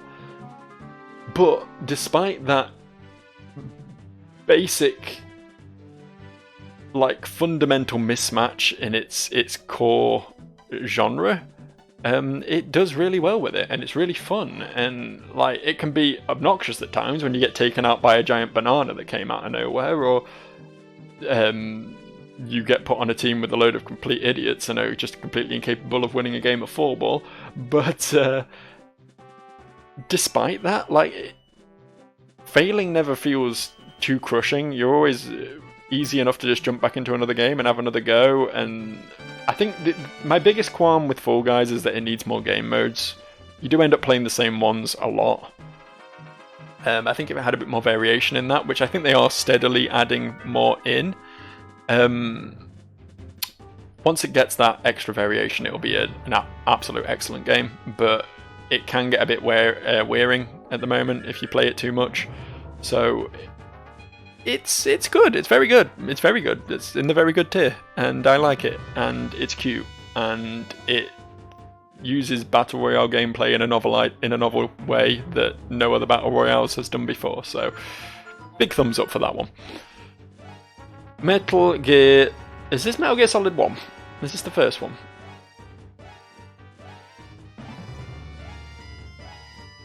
Big zoom in. Big zoom in. Let's find out. Yeah, Metal Gear Solid 1. Okay. Good. Good. I like Metal Gear Solid 1 a lot. It's my favourite one that I've played of the Metal Gear Solid franchise. It's a little bit archaic in its control schemes, I'm not going to deny that, but the boss fights are all really cool, the characters all really shine as a result of that.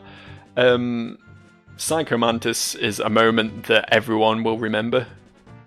Even now, it's pretty unique in how it's played.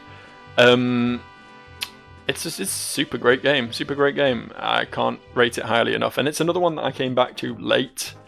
Another game that I didn't play till 10 years after it released and still really enjoyed, which speaks very highly of it.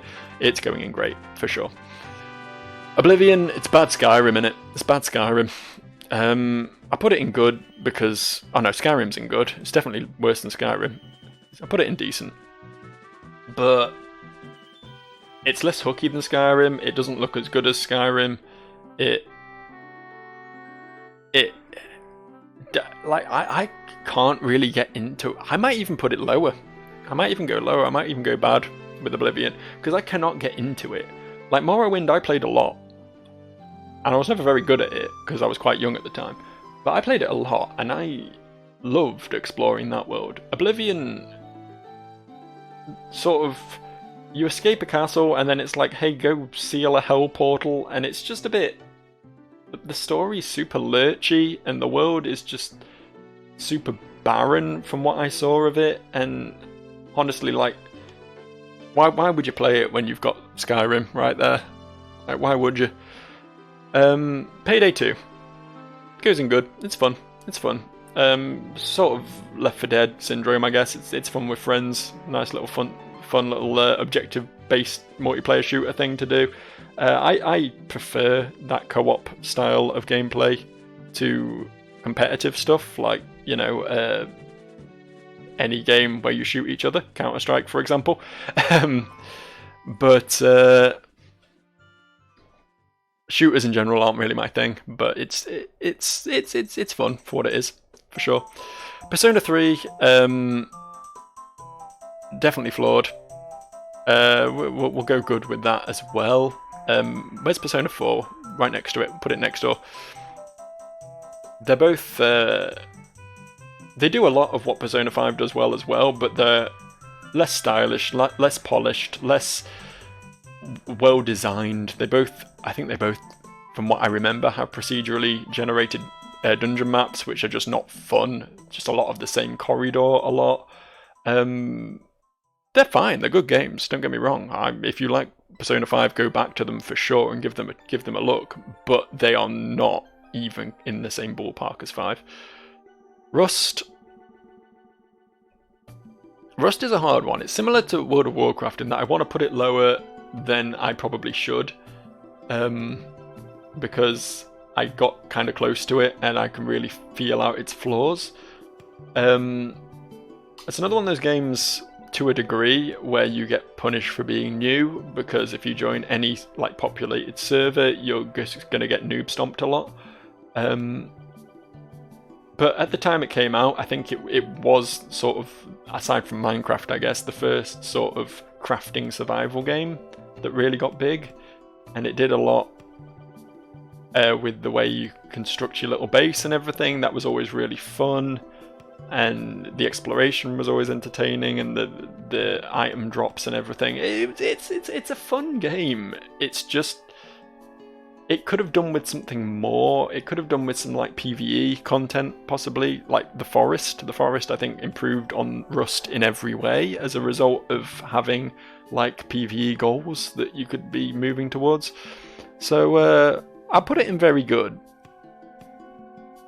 but that's due to the influence it had and the fun times I had with it more than its current state as a very good game, so to speak. Saints Row, we've already placed Saints Row 2 somewhere, and this is going to go right there alongside it. Actually, I might put this slightly higher. Where did I put Saints Row 2?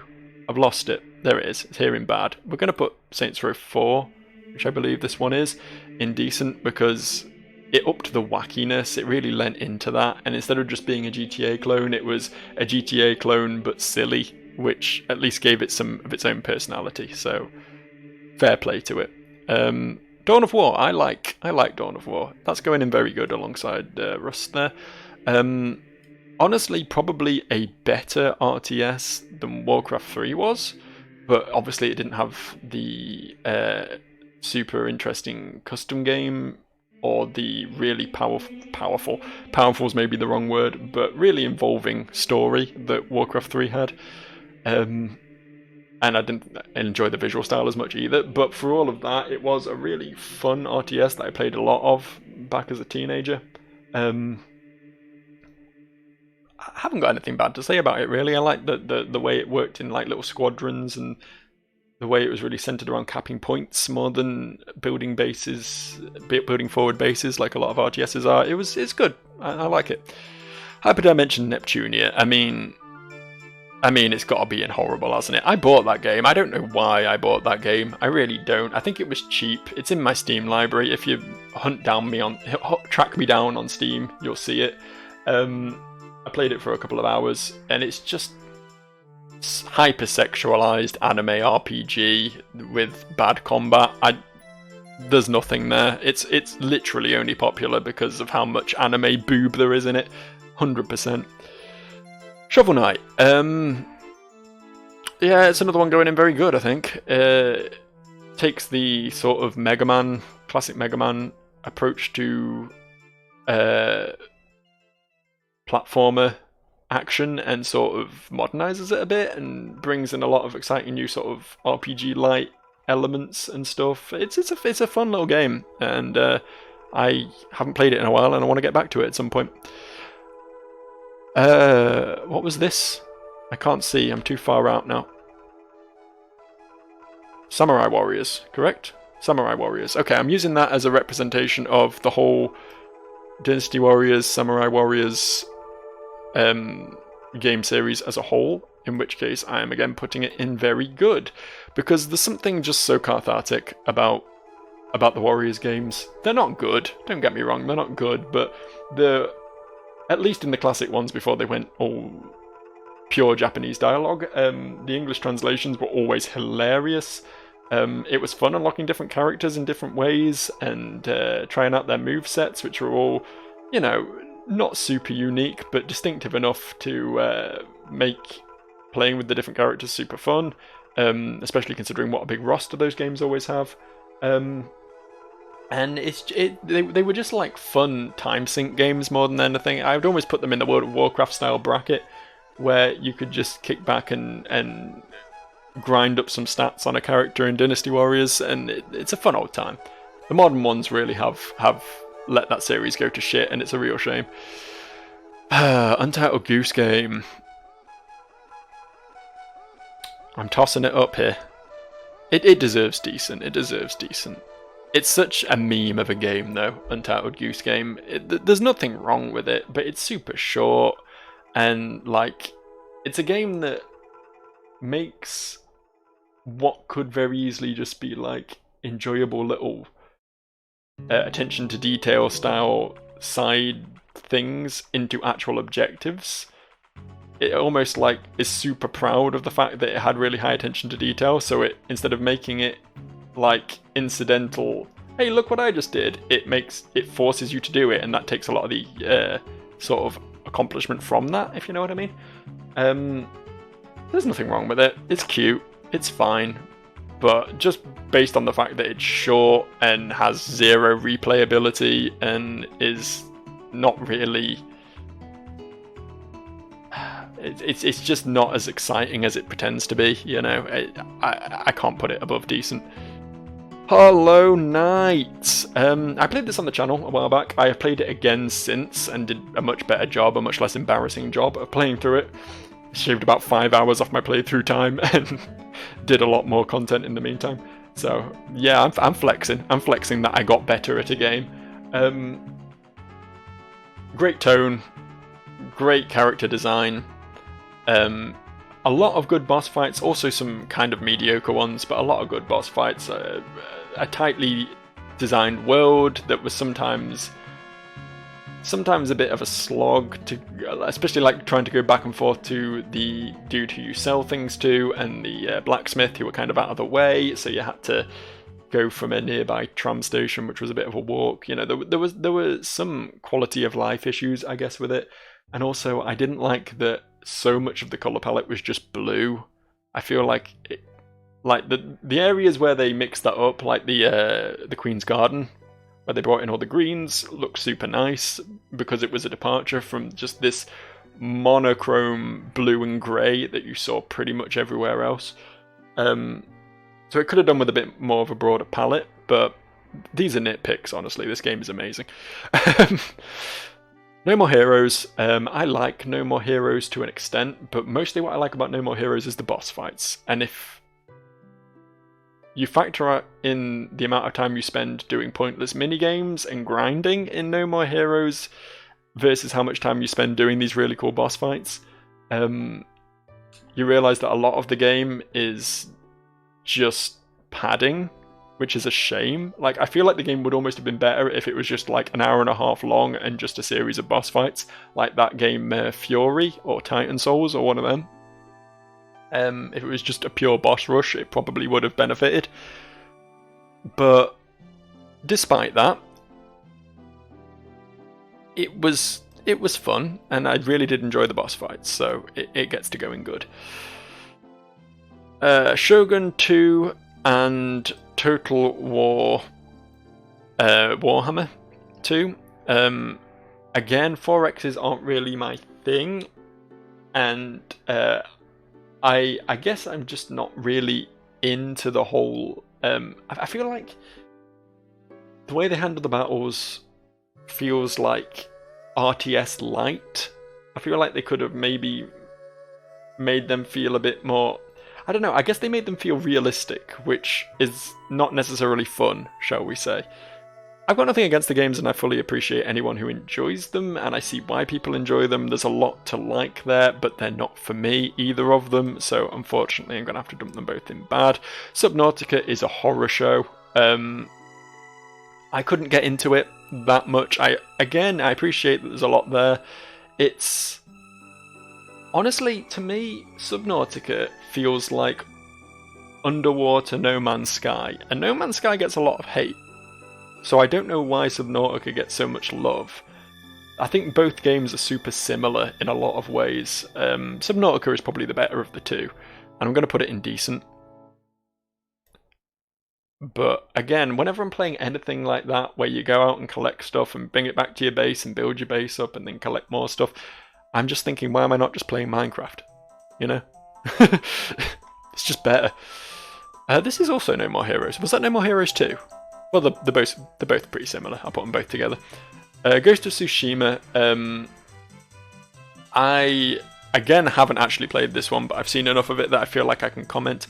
Ghost of Tsushima is another one of this whole brigade, this whole style, but it has a lot more attention to detail, a lot more visual flair, some more interesting combat ideas. So I'm actually going to tentatively put that in good. That could 100% drop if I were to play the game myself, or it could even rise, I don't know, but I think it deserves to be somewhere around there. And finally, Super Seducer, which is a visual novel with a creepy dude hitting on women, which for pure entertainment factor I'm going to put indecent, but it's an awful game. So that finishes our little list here. I think I've been, well, obviously it's all been my opinion, but despite that I've tried to be relatively objective about this. It's a travesty that fucking StarCraft wasn't listed here, because that's probably the only other game that would make it into the masterpiece section. Can't think of many others, but it was an okay list, honestly. There was more interesting picks like Superhot, like Cuphead, like Hollow Knight, like Sonic Mania. Some more interesting games in here than I expected, considering how many Assassin's Creed games I saw on initial look. Right, that was a hell of a long video, and my mouth is super dry now. So thanks for watching. If you disagree with my takes, tell me so. Shit on me from a great height, and I will accept your shit. And okay, this is all getting a bit fetishistic now. Let's stop down that route. But yeah, let me know in the comments what you think. If you think I put anything far too high, far too low, misjudged a game that didn't deserve being as badly maligned as I did. Tell me why Pong is actually a masterpiece, by all means. And other than that, I'll see you guys around. Thanks for watching again. Really, thanks for watching. This video was super long. Bye.